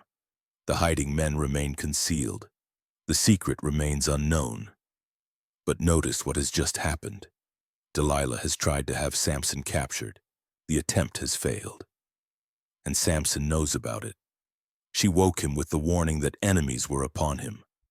The fresh bowstrings did not appear on his wrists by accident. Yet what does Samson do? Does he leave? Does he question her loyalty? Does he recognize the danger he is in? No. He stays. This is the power of love, or what Samson mistakes for love. This is the power of desire, of infatuation, of not wanting to believe that the person you have opened your heart to would betray you. He convinces himself, perhaps, that she was merely testing his earlier claim, that she was curious, that it was a game, not a genuine attempt at betrayal. So when Delilah comes to him again, he listens. She pouts. She accuses, You have made a fool of me. You lied to me. Come now, tell me how you can be tied. The manipulation is transparent, but Samson is blind to it. Or perhaps he enjoys the attention too much to care. Perhaps part of him believes he is in control, that he can play this game indefinitely, dancing close to danger without ever falling into it. He gives her another false answer. If anyone ties me securely with new ropes that have never been used, I will become as weak as any other man. New ropes, unused, again specific enough to sound plausible, again false. But closer to the truth than bowstrings, because ropes at least were used to bind him at Lehi, even though those ropes fell from him like burned flax. The pattern repeats. Delilah gets new ropes from the Philistine lords. She waits until Samson sleeps. She binds him while men hide in the room. She cries out the warning. Samson wakes and snaps the ropes off his arms like thread. The trap fails again. The secret remains hidden. But still Samson stays. Still he returns to her. Still he places himself in her hands night after night. The pattern is established now. Delilah asks. Samson lies. Delilah tests the lie. The test fails, and neither of them acknowledges what is really happening. That she is actively trying to betray him, that he knows it and keeps coming back anyway. What are we watching here? Is it love? Is it addiction? Is it the fatal combination of loneliness and desire that makes a man return again and again to the source of his potential destruction? Samson has spent years fighting alone, rejected by his own people, feared by his enemies, isolated by his calling and his strength. And now he has found someone who wants to be near him, who asks about him, who seems interested in the secret of what makes him unique. That she wants this information in order to destroy him does not seem to penetrate his awareness, or perhaps it does, and he simply cannot bring himself to believe it. Or perhaps, most tragically, he knows it and does not care, because the alternative is returning to his isolation, and anything seems better than that. The tragedy is not that Samson is stupid. The tragedy is that he is human, that the strongest man in the world is weak in the exact way that many people are weak. He wants to be loved. He wants to be understood. He wants someone to know his secrets, and he is willing to ignore every warning sign, every red flag, every obvious danger because the illusion of intimacy is too precious to surrender. Delilah will ask again. The game will continue. Each time, Samson will come closer to the truth. Each time, the danger will grow more acute. And each time, he will convince himself that he can control the situation, that he is too strong to be overcome, that the power that has never failed him will continue to preserve him no matter how recklessly he behaves.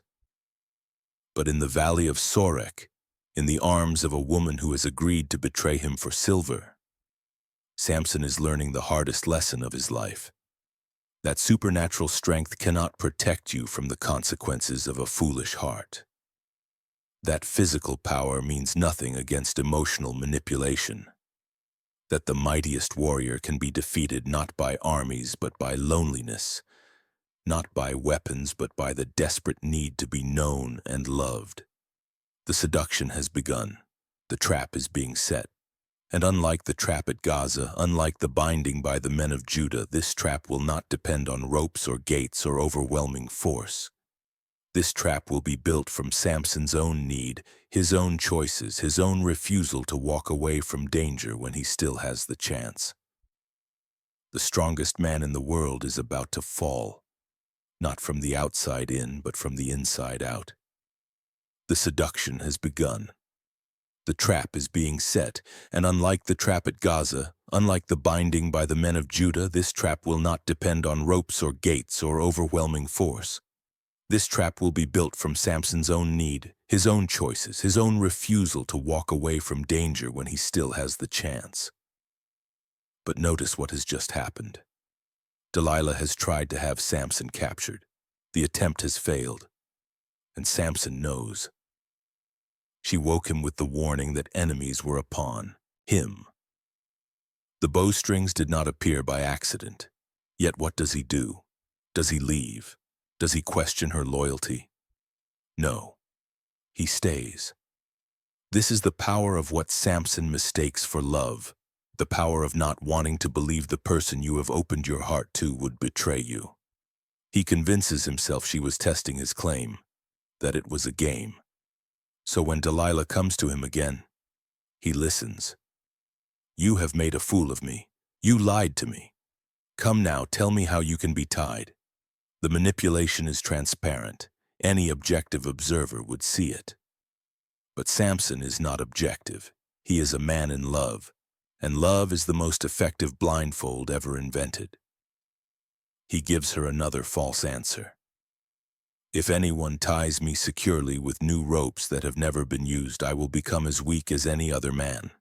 Notice something. This answer is closer to the truth than bowstrings. Ropes at least were used to bind him at Lehi, even though they fell like burned flax. Is Samson aware that he is moving closer to the truth? Is he testing boundaries, or simply running out of plausible lies? The text does not tell us. We see only what he says and does, and what he does is give Delilah another chance to betray him. The pattern repeats with grim inevitability. Delilah receives the information. She goes to the Philistine lords. They provide new ropes. She waits for the right moment. When Samson sleeps, she binds him. The men hide in the room again, watching from shadows, weapons ready. Will it work this time? Will the new ropes hold where bowstrings failed? Delilah completes the binding. Then she cries out the warning that has become almost ritual. Samson, the Philistines are upon you. He wakes. He tenses, and the new ropes snap off his arms like thread. Just like the bowstrings, the supernatural strength flows undiminished. The secret remains protected. But Delilah does not give up. How can she? The fortune promised is too great, the pressure from the Philistine lords too intense, and perhaps there is something else, a challenge, a need to prove she can succeed where others failed. She comes to him a third time. The complaints are stronger, the accusations more pointed. Until now, you have been making a fool of me and lying to me. Tell me how you can be tied. The phrase "until now" carries weight. It suggests patience wearing thin. It hints at consequences. And Samson gives her yet another answer.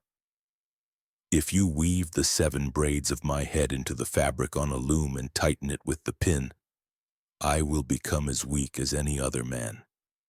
For the first time, the answer involves his hair. Not directly, not the full truth, but closer. Much closer. The 7 braids. The hair that has never been cut since birth. This is dangerous ground. Samson is approaching the line he must not cross. The Nazirite vow has 3 main components: no wine, no contact with dead bodies, no razor to touch the head. Samson has violated the first 2 repeatedly. But the hair, the uncut hair that has remained, that visible sign of consecration, has stayed intact. And now he tells Delilah that his hair in some way is connected to his strength. Not the full truth. He does not say cutting it would make him weak. He only says weaving it into a loom would. It is still a lie. But a lie that dances dangerously close to the truth. A lie that reveals he is thinking about his hair, that his mind is circling the real secret. Delilah listens. She takes this information to the Philistine lords. She has what she needs: a loom, a weaving pin, and access to Samson while he sleeps. The pattern continues. Imagine the scene. Samson sleeping. Delilah carefully taking the 7 braids, those long plaits that mark him as consecrated, and weaving them into the fabric on her loom. The work takes time. She moves slowly, quietly. Strand by strand, braid by braid. Then she takes the pin and tightens it. His hair is now trapped in the fabric. If the secret were true, he would be helpless, unable to move without tearing his own hair. It is a more intimate trap than ropes or bowstrings. This trap is made from his own body, the visible sign of everything he is supposed to be. The men hide in the room again. They watch, they wait, and Delilah cries out the familiar warning. "Samson, the Philistines are upon you." He wakes. He feels the constraint on his head, and with no more effort than before, he pulls free. The pin comes loose. The fabric tears. His hair remains intact, but freed from the loom. The 3rd attempt has failed like the first 2. 3 times now. 3 different methods, 3 different lies, 3 tests, each one probing deeper, getting closer to the truth. And 3 failures for the Philistines. 3 demonstrations that Samson's strength remains untouchable, that whatever secret governs his power, they have not yet discovered it. But look at what is happening beneath the surface. Each lie brings Samson closer to the truth. Each test brings him closer to disaster. Each time Delilah tries to betray him, she learns more about what does not work, which means she is eliminating possibilities, narrowing the field, getting closer to the answer by process of elimination. And each time Samson stays after an attempted betrayal, he becomes more entangled. Each time he forgives the inexcusable, he normalizes the unacceptable. Each time he convinces himself that this was just a game, just a test, just a misunderstanding, he makes it easier to stay the next time. The pattern is addictive. The danger is becoming routine. And routine danger is the most lethal kind because it lulls us into thinking we can handle it indefinitely. Samson has now told 3 lies about the source of his strength: fresh bowstrings, new ropes, 7 braids woven into a loom. Each lie has been tested. Each test has involved armed men hiding in the room ready to capture him. Each time Delilah has chosen the Philistine silver over loyalty to him. And each time he has stayed. Why? What keeps him in the valley of Sorek? What keeps him returning to the woman who repeatedly tries to have him captured? Is it love? Is it pride? Is it the thrill of danger? Is it the desperate loneliness of a man who has no one else? Or is it something darker, a death wish, a part of him that wants to see how far this can go, that wants to test the limits of divine favor? The text does not psychoanalyze Samson. It simply shows us his choices. He stays, he lies, he sleeps, he escapes. He stays again. The cycle repeats. And with each repetition, the stakes grow higher. The lies grow closer to the truth. The danger grows more acute, and the inevitable conclusion draws nearer. 3 false secrets have been revealed. 3 tests have been passed. But there is only one true secret. And Delilah, patient and persistent and ruthless, is closing in on it. She has eliminated possibilities. She has established a pattern. She has learned that ropes and bowstrings mean nothing but that hair, the 7 braids of his head. Those matter enough for him to include them in his lie. She has also learned something else, that Samson will stay no matter what she does, that he will forgive repeated betrayal, that his need for her is stronger than his instinct for self-preservation, and that knowledge is more dangerous than any rope or bowstring, because it means she can push harder, she can demand more, she can apply pressure that no Philistine army could match. The 3 false secrets have failed, but they have served their purpose. They have brought Samson to the precipice. They have worn down his defenses. They have taught him that he can survive Delilah's betrayals, which makes him confident that he can survive one more. And that confidence, that false sense of security built on 3 narrow escapes, will be his undoing. The next time Delilah asks, Samson will tell her the truth. Not because he wants to, not because he plans to, but because she will give him no choice. Because the pressure will become unbearable, because he will reach the breaking point that everyone reaches eventually when subjected to relentless emotional manipulation. And when he tells her the truth, everything will change. The 7 locks will fall, the strength will depart, and the strongest man in the world will wake up as weak as any other. The men hide in the room again. They watch. They wait. And Delilah cries out the familiar warning, "Samson, the Philistines are upon you!" He wakes. He feels the constraint on his head.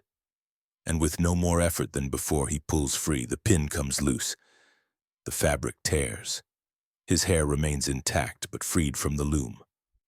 The 3rd attempt has failed like the first 2. 3 times now. 3 different methods. 3 failures. But each lie has brought Samson closer to the truth. Each time he stays after attempted betrayal, he becomes more entangled. The danger is becoming routine, and routine danger is the most lethal kind. Delilah has been patient. She has played the game. She has asked gently. But patience has limits. The Philistine lords are watching. The fortune hangs in the balance, and her pride is wounded. 3 times she has been made to look foolish. Now she changes tactics. No more gentle questions.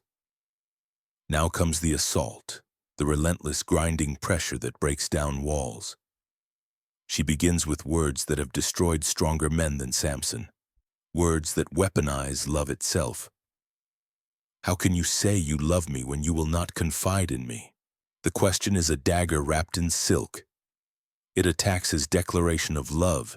It questions his sincerity. It demands proof of affection through vulnerability. How can you claim to love me when you keep secrets? She continues. This is the 3rd time you have made a fool of me and have not told me the secret of your great strength. He has humiliated her. He has lied. And if he truly loved her, he would not do these things. The logic is poisonous but effective. Love equals trust. Trust equals transparency. Transparency equals telling her everything. But Delilah is not finished. She does not make her case once and wait. She presses, day after day. With such nagging, she prodded him day after day until he was sick to death of it. The Hebrew is even more visceral. She pressed him daily with her words and urged him, so that his soul was vexed to death.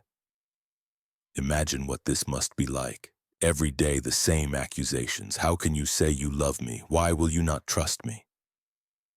Every conversation circles back to the secret. Every moment together becomes interrogation. There is no peace, no rest. The woman he loves has become his tormentor, and Samson cannot leave. He has invested too much. He has stayed too long. To leave now would be to admit he was wrong, that he wasted his time, that he was foolish. Pride and hope and loneliness chain him more securely than any rope. Day after day, Delilah's words hammer at him. The pressure builds. Sleep becomes difficult. The nagging is relentless, unending, inescapable. This is not the sudden violence of battle. This is the slow torture of persistent emotional manipulation, and it is breaking him down. Samson has faced armies. He has killed a lion with his bare hands. He has slaughtered 1,000 men. He has torn down city gates. But he cannot withstand this. He cannot defend against a woman who claims to love him while destroying his peace. The text tells us his soul was vexed to death. The pressure has compressed his very being. There is no room left to breathe. The constant nagging has filled every corner of his mind. He is exhausted. He is worn down. He is at the end of his endurance, and so he breaks. So he told her everything, not just the secret of his strength, everything, the full truth, the complete vulnerability, the total surrender of the one piece of information that has kept him safe. Listen to what he says. No razor has ever been used on my head because I have been a Nazirite dedicated to God from my mother's womb. If my head were shaved, my strength would leave me and I would become as weak as any other man. For the first time, he speaks the truth. The whole truth. The complete, unvarnished, fatal truth. Notice what he reveals. The source is not magical, it is consecration. I have been a Nazirite dedicated to God. His strength flows from his special relationship with God. The uncut hair is not the power, but the sign of the power. The visible mark of the invisible covenant. Cut the hair, break the vow, and the strength departs because the consecration is violated. This is what the Philistines could never discover through force. The secret is not physical but spiritual. It is not about what holds him but what sets him apart. And now Samson has spoken it aloud. He has taken the sacred mystery of his calling and handed it to a woman who has already proven she will betray him for money. Why does he tell her? The text says because his soul was vexed to death. The pressure became unbearable. But is there something else? A part of him that wants to be known completely? A desperate hope that if he trusts her with his deepest secret, she will finally stop questioning his love. Or perhaps, most tragically, Samson tells her because he has convinced himself it will not matter. He has survived 3 betrayals. Each time his strength prevailed. Perhaps he believes that even if she tries again, somehow he will still escape. Perhaps the pattern of survival has made him believe he is truly invincible. But there is something else in his words. Something heartbreaking. I have been a Nazirite dedicated to God from my mother's womb. In this moment of ultimate weakness, of total collapse of judgment, Samson remembers who he is supposed to be. He speaks of his consecration. He acknowledges his dedication to God. He knows, even as he betrays that dedication, what he is throwing away. This is not the speech of a man who has forgotten his calling. This is the speech of a man who knows exactly what he is doing, and does it anyway. He knows the hair matters because of what it represents. He knows cutting it would break the vow. He knows breaking the vow would cost him his strength, and he tells Delilah anyway. Because in this moment, escaping her nagging seems more important than preserving his consecration. Delilah listens, and she knows. This time she knows. How does she know? Perhaps it is the completeness of the answer. Perhaps it is the exhaustion in his voice. Perhaps it is simply the recognition that she has finally broken him. When Delilah saw that he had told her everything, she sent word to the rulers of the Philistines. Come back once more. He has told me everything. The rulers come. They bring the silver, all of it. 1,100 shekels from each of the 5 lords, 5,500 shekels of silver change hands. The price of betrayal is paid in full. Delilah has earned her fortune, and Samson has sealed his fate. But he does not know it yet. After telling her everything, does he feel relief? Does the pressure finally ease?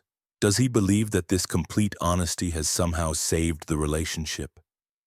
The text does not tell us what he feels after the confession. It only tells us what happens next, and what happens next will change everything. Delilah sends for the Philistines. She prepares for the final test. But this time will be different. This time she is certain. This time when she cries out that the Philistines are upon him, it will not be a test. It will be the truth. This time when Samson wakes, he will not snap his bonds and scatter his enemies. This time he will be as weak as any other man. The breaking point has been reached, the secret has been spoken, the consecration is about to be violated, and the strongest man who ever lived is about to discover that his strength was never really his own. It was a gift, a grace, a provision flowing from his dedication to God. And gifts can be withdrawn, grace can depart, provision can cease. Samson sleeps believing he has survived another test, believing that honesty has brought him closer to Delilah, believing that his strength will always be there when he needs it. But when he wakes, everything will be different. The hair will be gone, the vow will be broken, the strength will have departed, and he will not even know it until it is too late. How can you say you love me when you will not confide in me? The question echoes through the centuries. How many have fallen to this same manipulation? How many have surrendered secrets they should have kept? How many have confused emotional pressure with genuine love? How many have broken under the weight of persistent nagging, believing that capitulation would bring peace? The breaking point has come. The fatal revelation has been made, and the strongest man in the world has just become the most vulnerable. Not because an army defeated him, not because a trap caught him, but because he could not withstand the one force that has destroyed more people than all the armies in history combined. The force of persistent emotional manipulation wielded by someone who claims to love you while working for your destruction. But there is something else in his words. Something heartbreaking. I have been a Nazirite dedicated to God from my mother's womb. In this moment of ultimate weakness, of total collapse of judgment, Samson remembers who he is supposed to be. He speaks of his consecration. He acknowledges his dedication to God.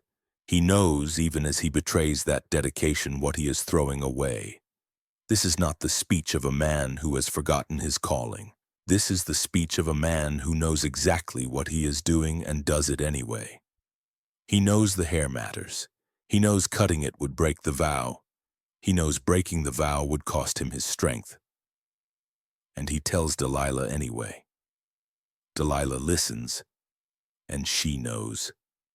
This time she knows. When Delilah saw that he had told her everything, she sent word to the rulers of the Philistines, "Come back once more. He has told me everything." After 3 false secrets, she recognizes truth. The rulers come. They bring the silver, all of it. 1,100 shekels from each of the 5 lords, 5,500 shekels. The price of betrayal is paid in full before the betrayal is complete. And Samson? What does he do after his confession? Does he flee? Does he stay awake, vigilant? No. Delilah made him sleep on her lap. The Hebrew suggests she actively lulled him to sleep. She soothed him. She comforted him. She made him feel safe. Samson, exhausted from days of nagging, relieved perhaps that he has finally told the truth, lays his head in Delilah's lap. She strokes his hair, perhaps. She speaks softly. She creates an atmosphere of peace. And he sleeps. How can he sleep? This is the power of denial, the power of wanting to believe the best despite all evidence. He has told her the truth. Surely now everything will be different. Surely now she will stop asking. While he sleeps, Delilah calls for a man, someone skilled with a blade, someone who can do what needs to be done quickly. She had him shave off the 7 braids of his hair. The act is surgical, precise. the 7 braids that have grown since birth, the 7 plaits that mark him as set apart. One by one they fall. The strongest man in the world lies sleeping while his strength is systematically removed. Braid by braid, lock by lock, the hair falls to the floor. The consecration is violated, and he sleeps through it all. The text emphasizes the number. 7 braids, 7 locks, the number of completion. All 7 must be removed, not 6, not most of them, every single one, the complete undoing of the consecration. And so she began to subdue him. The Hebrew suggests she started to afflict him, to weaken him. Even before he wakes, even while the hair is being cut, the process of weakening begins. The power is draining away, the supernatural strength is departing. The source of strength is not the hair itself, but what the hair represents. And that covenant, that consecration, that set-apart holiness is being systematically destroyed with each snip of the blade. When the work is complete, when all 7 braids lie on the floor. When Samson's head is bare for the first time since birth, Delilah knows the moment has come. The Philistine soldiers move into position, weapons ready. This time, there will be no escape. She cries out the words she has spoken 3 times before. Samson, the Philistines are upon you. The same warning, the same tone. Everything echoes the previous tests. Except this time, everything is different. Samson wakes. And here we encounter one of the most tragic sentences in Scripture. He awoke from his sleep and thought, I will go out as before and shake myself free. But he did not know that the Lord had left him. He did not know. He wakes expecting his strength to be there. It has always been there before. He has no reason to think this time will be different. I will go out as before. As before. The pattern is so established it has become assumption. He has done it so many times that he does not even consider it might not work. The routine of power has made him forget that power is a gift, not a possession. But he did not know that the Lord had left him. The Lord. Not the strength, not the power. The Lord, the source, the giver. The one whose consecration made Samson special. The departure is not of supernatural strength in abstract. It is the departure of divine presence. God has withdrawn. The spirit that rushed upon him at the lion at Lehi, in moment after moment of need. That spirit is gone. And Samson does not know. He cannot feel the absence. He cannot sense that something fundamental has changed. He wakes with the same confidence, the same assumptions, the same expectation that his strength will be there. This is perhaps the most heartbreaking detail, that he was not even aware of what he had lost until he tried to use it. He tries to shake himself free. The text does not describe his bonds, but the attempt is made. He tenses his muscles, he prepares to snap whatever holds him, he readies himself for the familiar surge of power. And nothing happens. The strength does not come, the power does not flow, his muscles are just muscles, his body is just flesh. He is, for the first time in his adult life, just a man. The Philistine sees him, and this time he cannot stop them.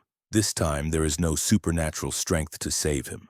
This time the bonds hold, the hands grasp, the overwhelming numbers prevail. For years the Philistines have feared this man. They have lost hundreds, thousands to his strength. They have seen their cities humiliated, their armies scattered, their warriors slaughtered. Now finally he is in their power, helpless, ordinary, defeated. But before we move to what they do to him, we must sit with this moment. The moment of realization. When does it dawn on Samson that the strength is gone? When does he understand that this time is different? The text does not tell us, but imagine it. The first attempt to break free that fails, the confusion. The second attempt with more effort, the growing panic. The third attempt with desperation. And then the terrible understanding. It is gone. The gift is withdrawn. The strength has departed. And he is alone. How long did he take the gift for granted? How many times did he assume it would always be there? He violated the vow in other ways. He touched dead things. He ate food from a corpse.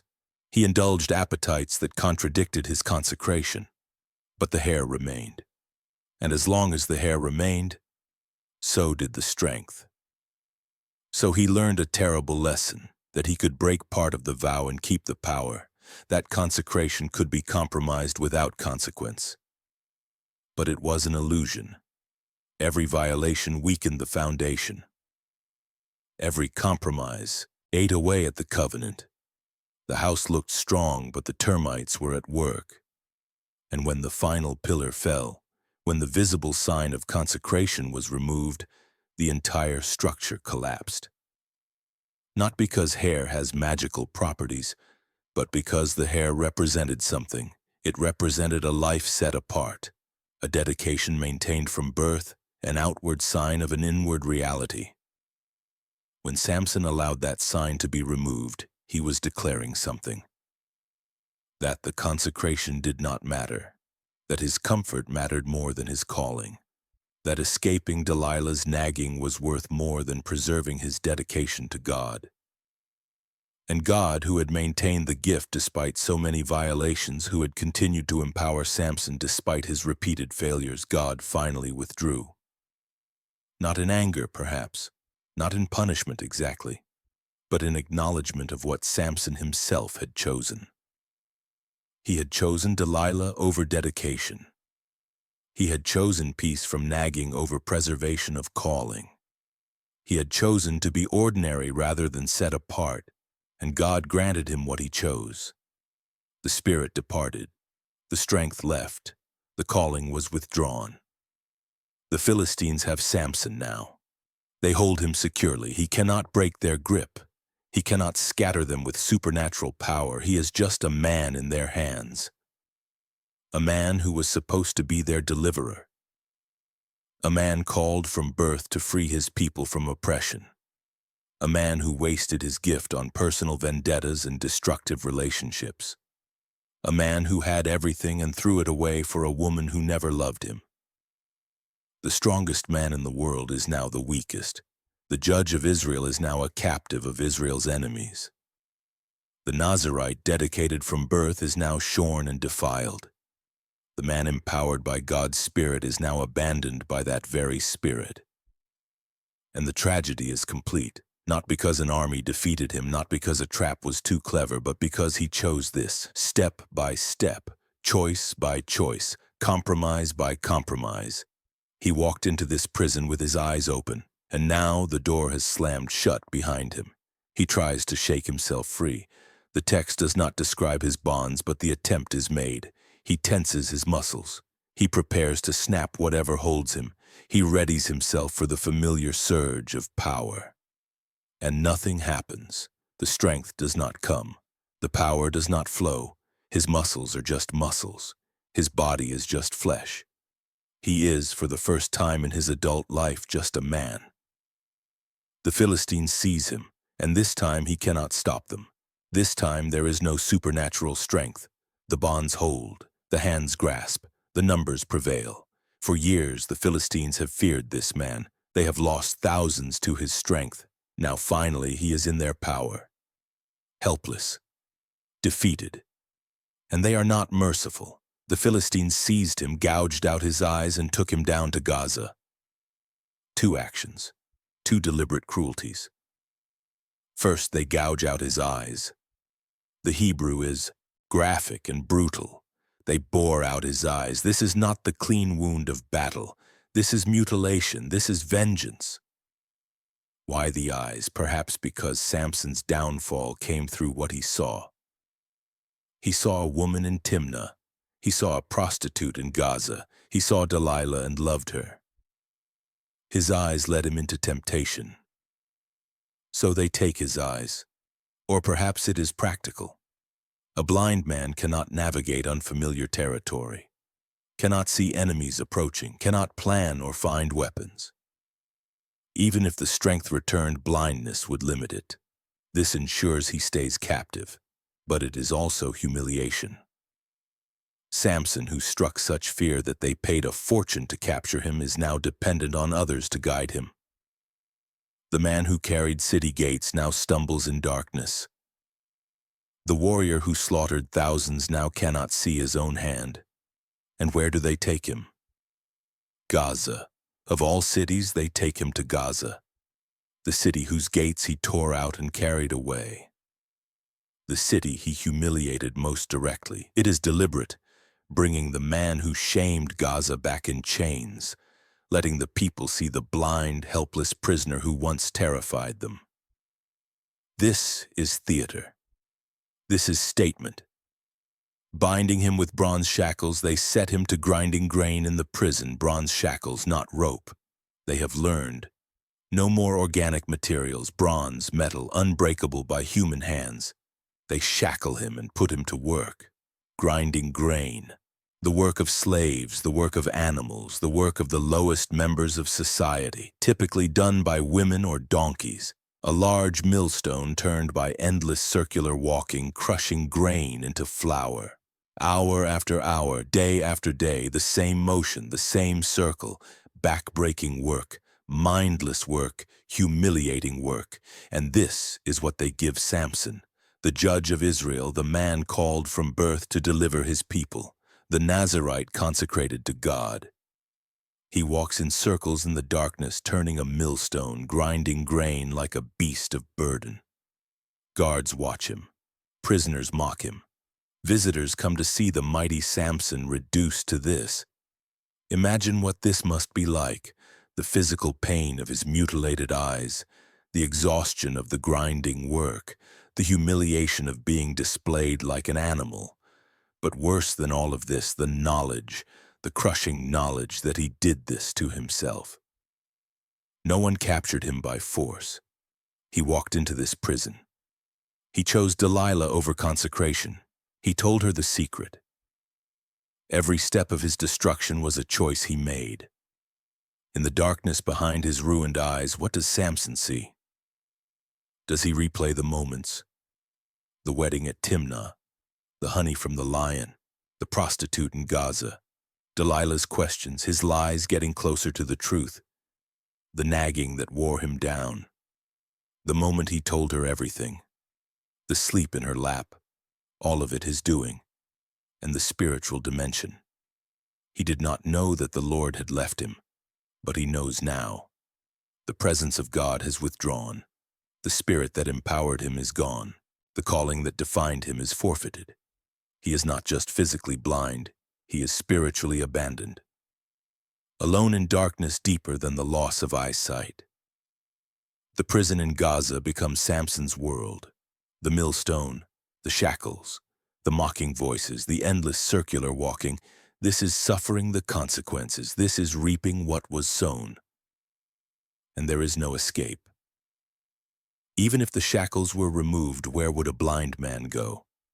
He is trapped, not primarily by bronze shackles, not primarily by stone walls, but by the choices that brought him here, by the pattern of compromise that started at Timnah and ended in Delilah's lap, by the violations of his vow that he told himself did not matter because the hair remained uncut, by the assumption that divine power was his right rather than God's gift. The real prison is made of regret and recognition and the irreversible nature of certain choices. But then something happens. Something small. Something that the Philistines do not notice or do not consider significant. But after his head had been shaved, the hair on his head began to grow again. The hair begins to grow. The detail is almost throwaway. The writer mentions it in passing, a simple observation of biology. Hair, once cut, regrows. This is normal. This is natural. This is what hair does. But the mention is not accidental. Nothing in Scripture is accidental.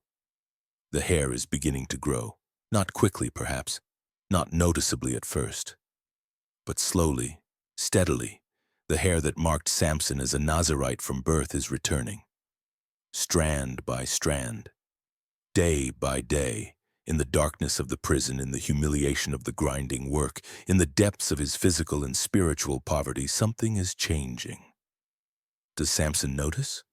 He cannot see the hair growing, but perhaps he can feel it. Perhaps his hands, freed from the millstone during brief rests, touch his head and feel the stubble. Feel it lengthen. Feel the beginning of what was taken away. What does he think when he feels this? Does hope stir? Does he wonder if the hair growing back means the strength might return? Or has he learned that the hair was never the point, that the consecration was what mattered, and that consecration was broken in his heart long before it was violated on his head? The text does not tell us what Samson thinks or feels during his imprisonment. We are given only the external facts: the gouging of eyes, the bronze shackles, the grinding of grain, the growing of hair. The internal life of Samson in this season remains hidden from us, but we can imagine. And what we imagine is a man who has lost everything learning what really matters. A man in darkness learning to see with different eyes. A man in bondage learning what freedom actually means. How long does this imprisonment last? Days, weeks, months? The text does not specify. Long enough for hair to grow back. Long enough for the Philistines to become comfortable with their captive. Long enough for the mockery to become routine. Long enough for everyone to forget that this man was once the terror of their armies. He is just the blind prisoner who grinds grain. Just another defeated enemy. Just a curiosity for visitors to gawk at. They have forgotten what he was. But more importantly, they have forgotten what God can do. They see the shackles and think he is contained. They see the blindness and think he is helpless. They see the grinding work and think he is broken. But they do not see the hair growing. They do not understand that symbols of consecration, once violated, can be restored. They do not know that God's purposes, once seemingly thwarted, can be fulfilled in unexpected ways. The Philistines have their captive. They have their revenge. They have their spectacle. Samson, the man who killed thousands, now walks in circles grinding grain like an animal. They have won, or so it seems. But in the darkness of the prison, while the millstone turns and the grain is ground and the hair grows back slowly, something else is happening. Something the Philistines cannot see. Something even Samson may not fully understand yet. Repentance is taking shape. Not the dramatic repentance of sudden conversion, but the slow, grinding repentance of a man facing the full weight of his failures. The kind of repentance that comes from sitting in the consequences of your choices with no way to escape them. The kind of transformation that happens not in a moment, but in the monotony of days that blur into weeks that become months. Samson walks his circles. The grain is ground, the shackles chafe, the empty eye sockets ache, and the hair grows. Slowly, quietly, almost imperceptibly, but it grows, and with it perhaps grows something else: understanding, humility, a recognition of what he threw away and what really mattered all along. Not the strength, not the victories, not the power to tear down gates or kill thousands, but the relationship, the consecration, the being set apart for God's purposes rather than his own desires. The strongest man in the world has become the weakest. But in that weakness, in that darkness, in that grinding humiliation, the possibility of something new is being born. The hair is growing, and the story is not over yet. He is trapped. Not primarily by bronze shackles, not primarily by stone walls, but by the choices that brought him here, by the pattern of compromise that started at Timnah and ended in Delilah's lap. The real prison is made of regret and recognition and the irreversible nature of certain choices. But then something happens, something small. But after his head had been shaved, the hair on his head began to grow again. The hair begins to grow. Hair once cut regrows. This is normal. This is natural. But the mention is not accidental. The hair is beginning to grow. Slowly, steadily, the hair that marked Samson as a Nazarite is returning. In the darkness of the prison, in the humiliation of the grinding work, something is changing. The Philistines do not notice, or they do not consider it significant. What does it matter if the blind prisoner's hair grows back? He is broken. He is contained. He grinds their grain. The threat is neutralized, and so they decide to celebrate. The rulers of the Philistines assembled to offer a great sacrifice to Dagon their god and to celebrate. A great sacrifice, a festival, a public display of triumph. This is spectacle. This is propaganda. The 5 lords gathering with their people to give thanks to their god for delivering their enemy into their hands. Dagon, the grain god, the deity the Philistines worship. They gather in his temple to celebrate what they believe Dagon has done. Our God has delivered Samson, our enemy, into our hands, the one who laid waste our land and multiplied our slain. They are not wrong. Samson did lay waste to their land, fields burned, crops destroyed. He did multiply their slain, 30 in Ashkelon, 1,000 at Lehi, countless others. The Philistines have legitimate grievances, and now they believe their God has given them victory. The temple fills. The rulers are there, the priests. But not just them. The common people come as well. The roof of the temple is crowded. The text tells us about 3,000 men and women were on the roof. 3,000. On the roof alone. Inside the temple, many more. This is the population of an entire region assembling to celebrate. 3,000 people on the roof. The temple of Dagon, built with massive pillars supporting a roof structure that can hold thousands. Architecture designed for crowds, for festivals. The roof becomes stadium seating, giving the masses a view of what happens below. And what they want to see is the humiliation of their former terror. While they were in high spirits, they shouted, "Bring out Samson to entertain us." The request comes from the crowd. Bring out Samson, not to kill him, not yet, to entertain us, to make us laugh, to let us mock him. This is the final humiliation, being made into entertainment, into a joke, into a spectacle for the amusement of his enemies. So they called Samson out of the prison and he performed for them. The Hebrew suggests he played, he jested, he made sport. What does this mean? Does Samson dance? Does he stumble blindly while they laugh? The text does not specify. But whatever it is degrading. The former judge of Israel performing like a trained animal for pagans celebrating their false god. When they stood him among the pillars, Samson said to the servant who held his hand, "Put me where I can feel the pillars that support the temple so that I may lean against them." The detail is crucial. A servant holds his hand. Not a guard. A servant. Probably a boy. Someone assigned the task of guiding the blind prisoner. Samson, who once walked alone into enemy territory, who once carried city gates for miles, who once stood against armies, now needs a child to guide him from place to place. The humiliation is complete in this detail alone. And Samson speaks to this servant. His request is simple, almost pathetic. "Put me where I can feel the pillars, so that I may lean against them."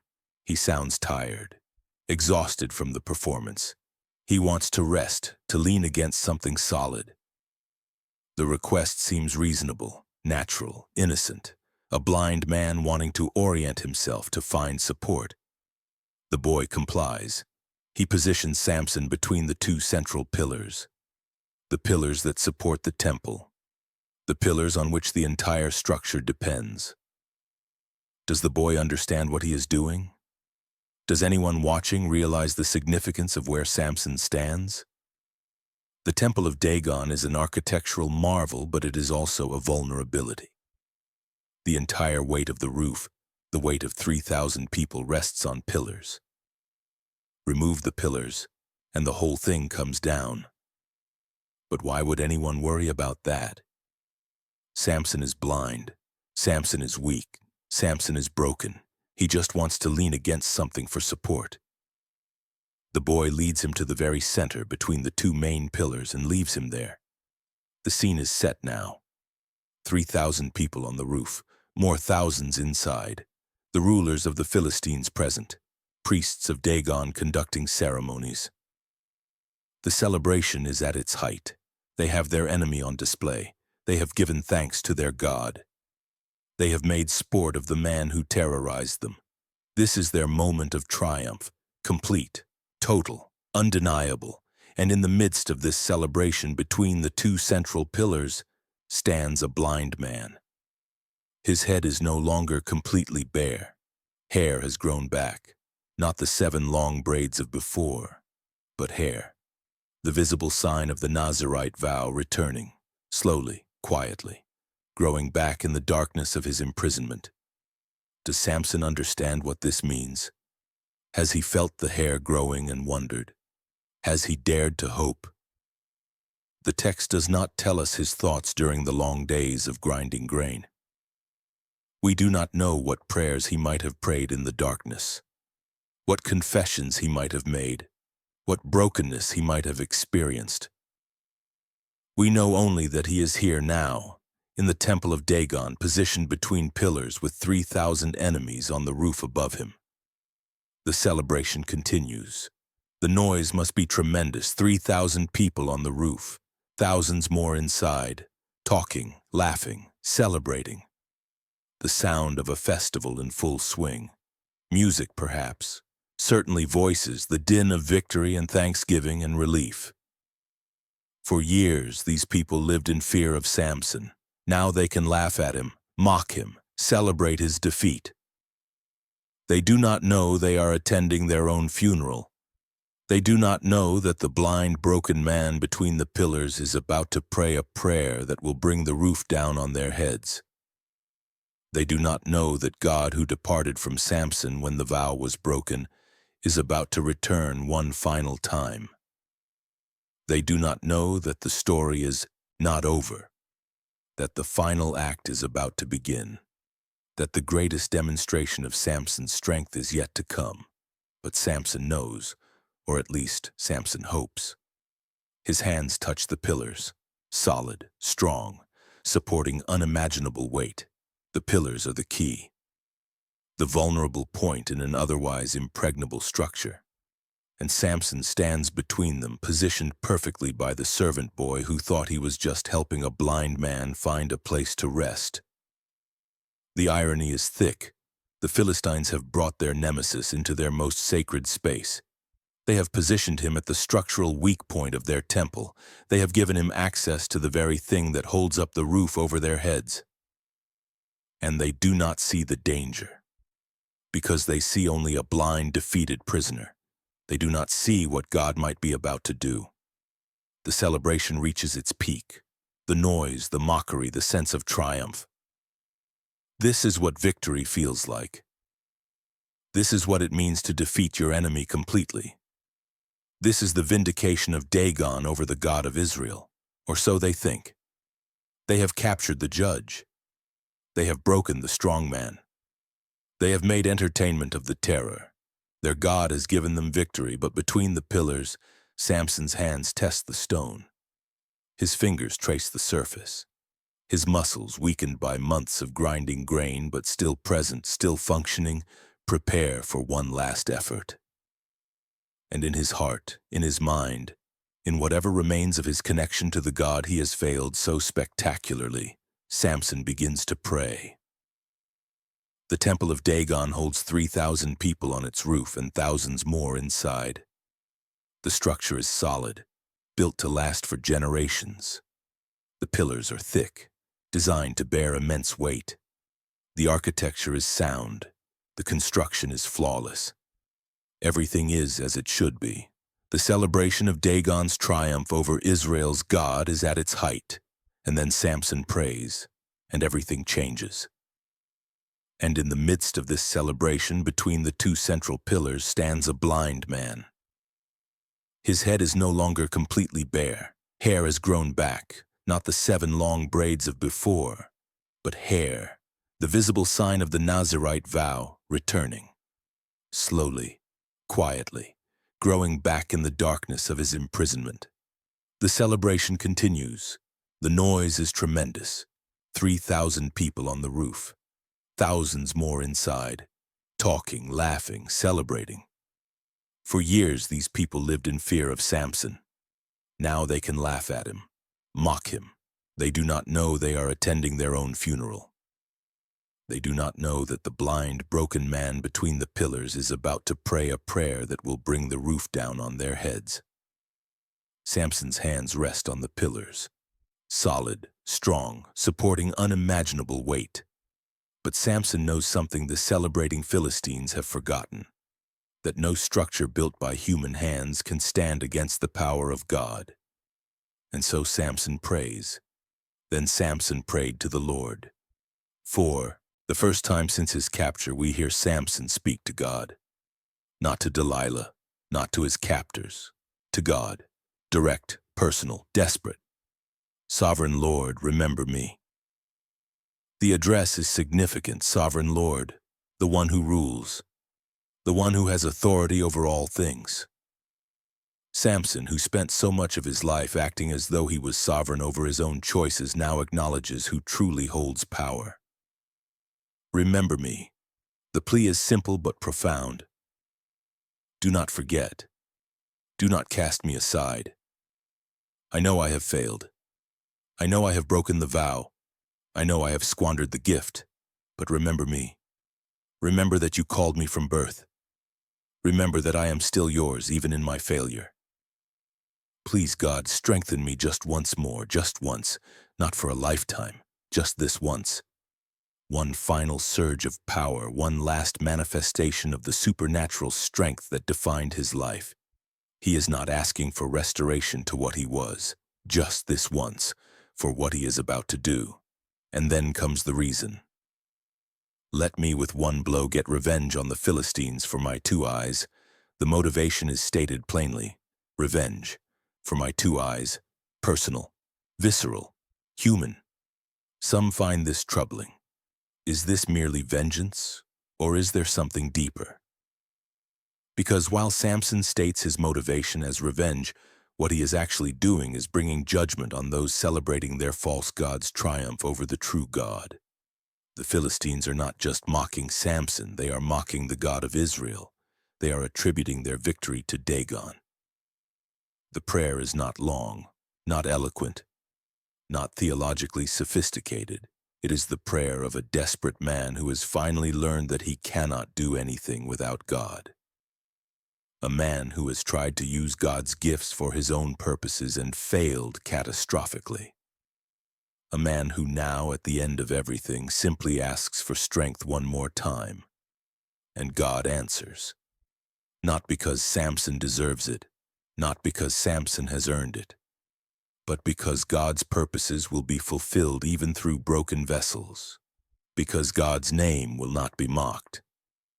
Then Samson reached toward the 2 central pillars on which the temple stood. The movement is deliberate. He positions himself. He places one hand against one pillar, one hand against the other. The pillars are thick, massive, built to last for generations. Bracing himself against them, he pushed with all his might. With all his might, everything he has left, every ounce of strength. But it is not just his body anymore. The supernatural power is returning. The Spirit rushes upon him one final time. The gift is restored. The strength flows. The power surges. And he says, "Let me die with the Philistines." The words are his death sentence, spoken by his own mouth. Let me die. He knows what pushing these pillars will do. He knows the roof will come down. He knows he will be crushed along with his enemies. And he chooses it. This is not suicide and despair. This is sacrifice. This is the final act of a man who has nothing left to lose. Let me die with the Philistines, with them, not separate from them, not killing them from a distance, but dying alongside them, buried in the same rubble. There is a fierce equality in this, a willingness to pay the ultimate price for one final act of deliverance. Down came the temple on the rulers and all the people in it. The destruction is total. Instant, catastrophic. The pillars give way. The weight of 3,000 people on the roof suddenly has nothing holding it up. The structure collapses, stone falls, bodies tumble. In seconds, the temple of Dagon is reduced to rubble and corpses. The rulers are killed. All 5 lords of the 5 great cities. The leadership of Philistia dies. But not just them. All the people in it, the thousands inside, the 3,000 on the roof, the entire gathering dies. The text gives us the accounting. Thus he killed many more when he died than while he lived. Samson's entire career of violence, 30 men in Ashkelon, 1,000 at Lehi, all of it does not equal what he kills in this one final act. The single moment of his death accounts for more enemy casualties than all his years of fighting. There is horror in this, thousands of people attending a religious festival crushed to death in an instant. Mothers, fathers, children perhaps. People who may have had nothing to do with Samson's torture. People who were simply present for a celebration. The collateral damage is immense. The destruction is comprehensive. And Samson causes it deliberately, knowing the cost, willing to pay it. But there is also justice in this. The Philistines have oppressed Israel for 40 years. They have kept God's people in subjugation. They have celebrated their false god's supposed triumph over the true God.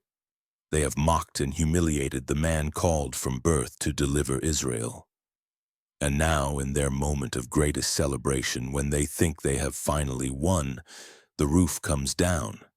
The victory turns to ashes. The celebration ends in death.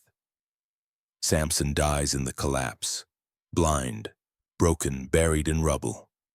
But he dies free. Free from the shackles, free from the mockery, free from the grinding monotony of the prison, free from the shame of performing for his enemies. And he dies having struck one final devastating blow against those who opposed God's people. Not a perfect end, not a clean end, but an end that matters.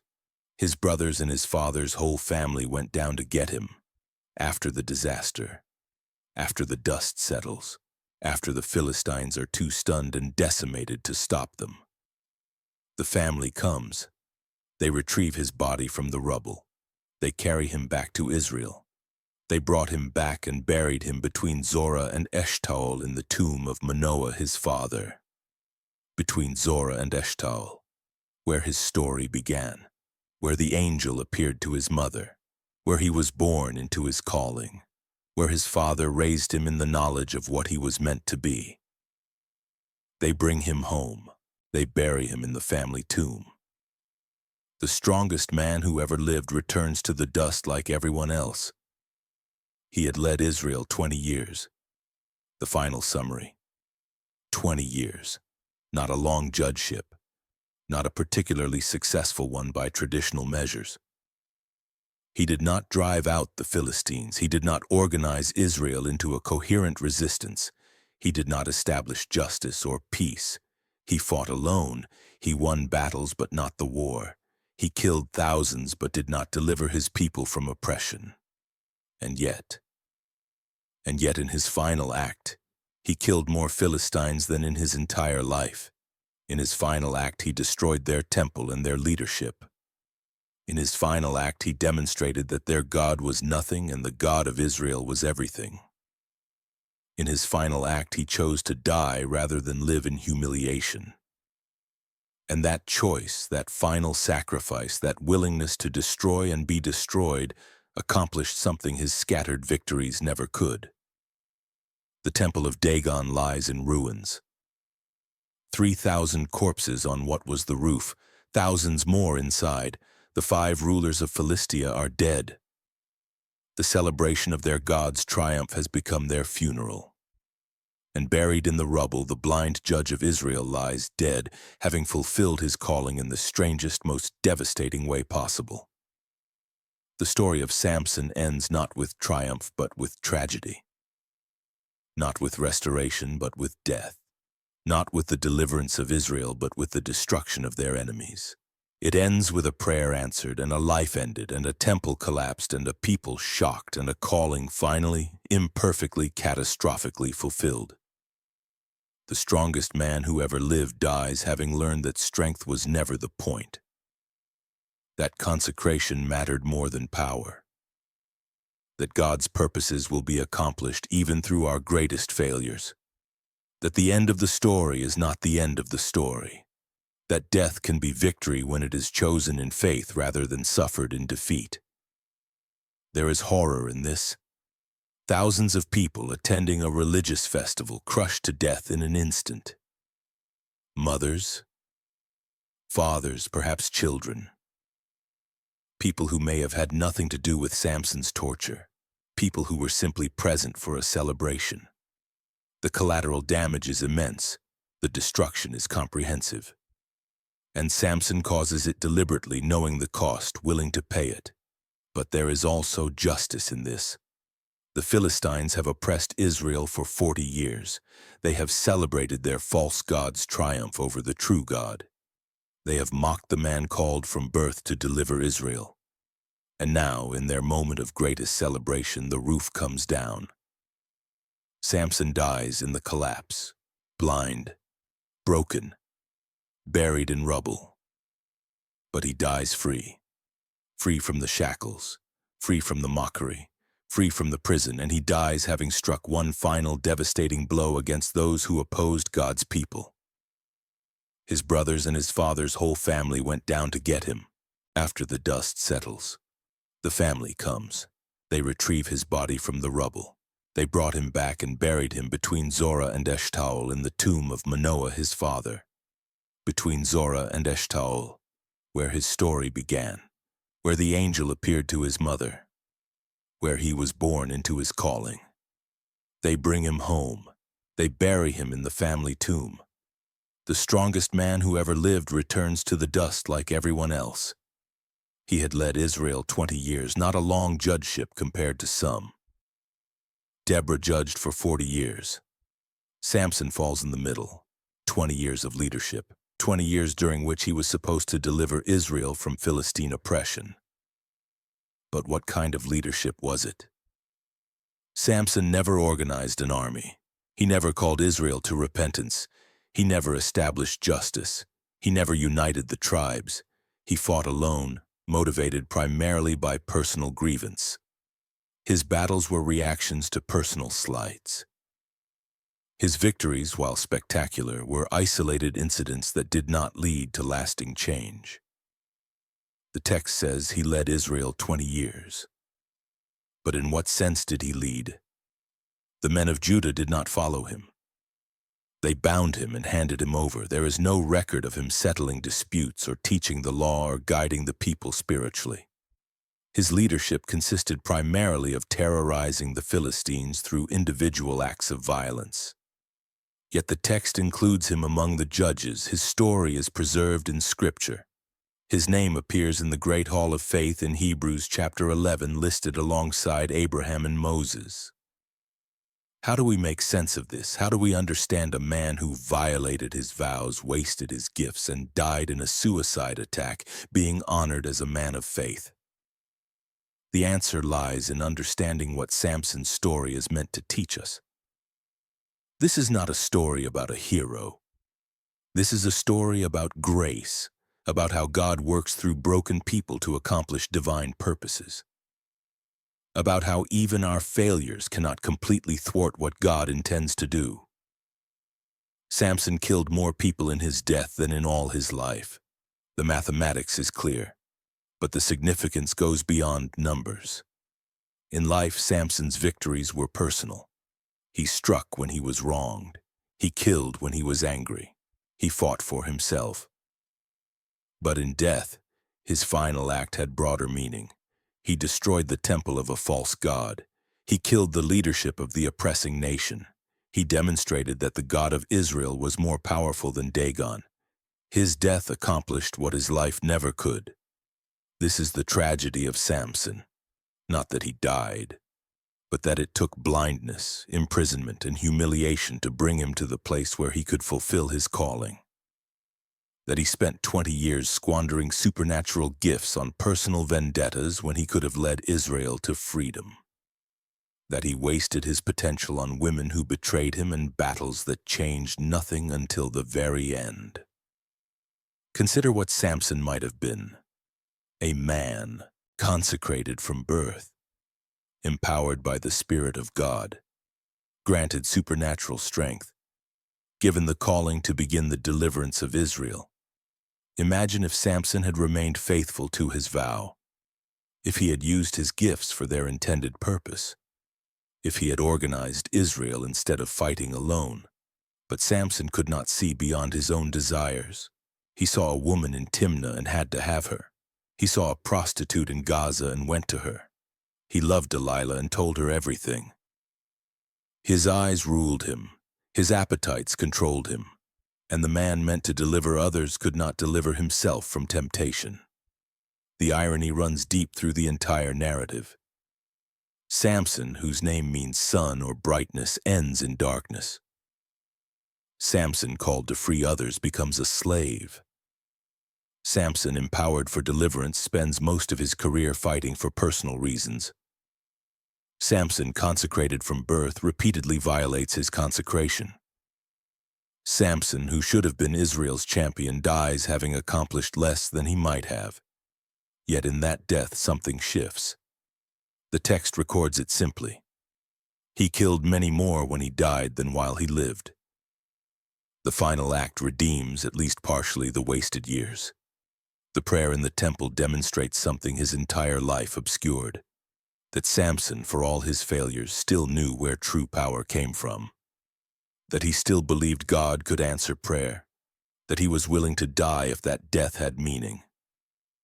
Sovereign Lord, remember me. Strengthen me just once more. These words reveal a man who has learned humility, who has stopped assuming the gifts belong to him, who understands finally that he needs God. The prayer is not sophisticated. The theology is not complex. But it is real. It is honest. It is the cry of a broken man who has nothing left but hope that God might answer one more time. And God does answer, not because Samson deserves it, not because Samson has perfectly repented, not because Samson's motives are completely pure, but because God's purposes matter more than our failures. Because God can use even our worst moments if we finally surrender. Because the story is always bigger than we are. What does Samson's story teach us today? It teaches us about the danger of wasting gifts, about the tragedy of living beneath our calling, about the cost of compromising with the world we are meant to transform. It teaches us that strength without character is insufficient, that power without wisdom is dangerous, that gifts without faithfulness are ultimately meaningless. But it also teaches us about grace, about second chances even at the last moment, about how God can work through broken vessels, about how our worst failures do not have to be the end of our story, about how even a wasted life can have a meaningful death if we finally turn to God. Samson's story is a warning. Do not presume on God's gifts. Do not assume that because you have power you are invincible. Do not confuse divine blessing with divine approval. Do not compromise with enemies, especially through relationships that pull you away from your calling. Do not waste the years you are given pursuing your own desires instead of God's purposes. But Samson's story is also an encouragement. If God could use Samson, God can use anyone. If God could answer Samson's prayer after everything he had done, God can answer yours. If God could bring good from Samson's catastrophic failures, God can redeem your worst mistakes. If Samson could fulfill his calling in his last moment, it is never too late to turn back to God. The strongest man who ever lived was, in the end, just a man. He had extraordinary gifts but ordinary failures. He was capable of incredible feats but vulnerable to common temptations. He was called to greatness but chose again and again lesser things, until the moment when, blind and broken and about to die, he finally chose rightly. 20 years of leadership, thousands of enemies killed, one of the judges of Israel, listed among the heroes of faith, but remembered primarily for what he might have been rather than what he was, for the potential wasted rather than the calling fulfilled, for the strength squandered rather than the deliverance accomplished. Between Zorah and Eshtal, in the tomb of Manoah, his father, lies the body of the strongest man who ever lived. The temple of Dagon lies in ruins. The Philistine leadership is dead. Israel has 20 more years before the next oppression begins, and the story of Samson becomes a cautionary tale, a tragedy, a mystery of grace working through human failure. We remember Samson not because he was a perfect hero.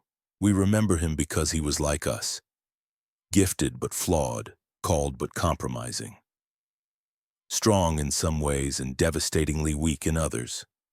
And we remember that God used him anyway, not as an excuse for our failures, not as permission to waste our gifts, but as evidence that God's purposes are greater than our mistakes, that grace is real, that it is never too late to pray, "Sovereign Lord, remember me," and that sometimes the most important thing we do is the last thing we do if we finally do it in faith.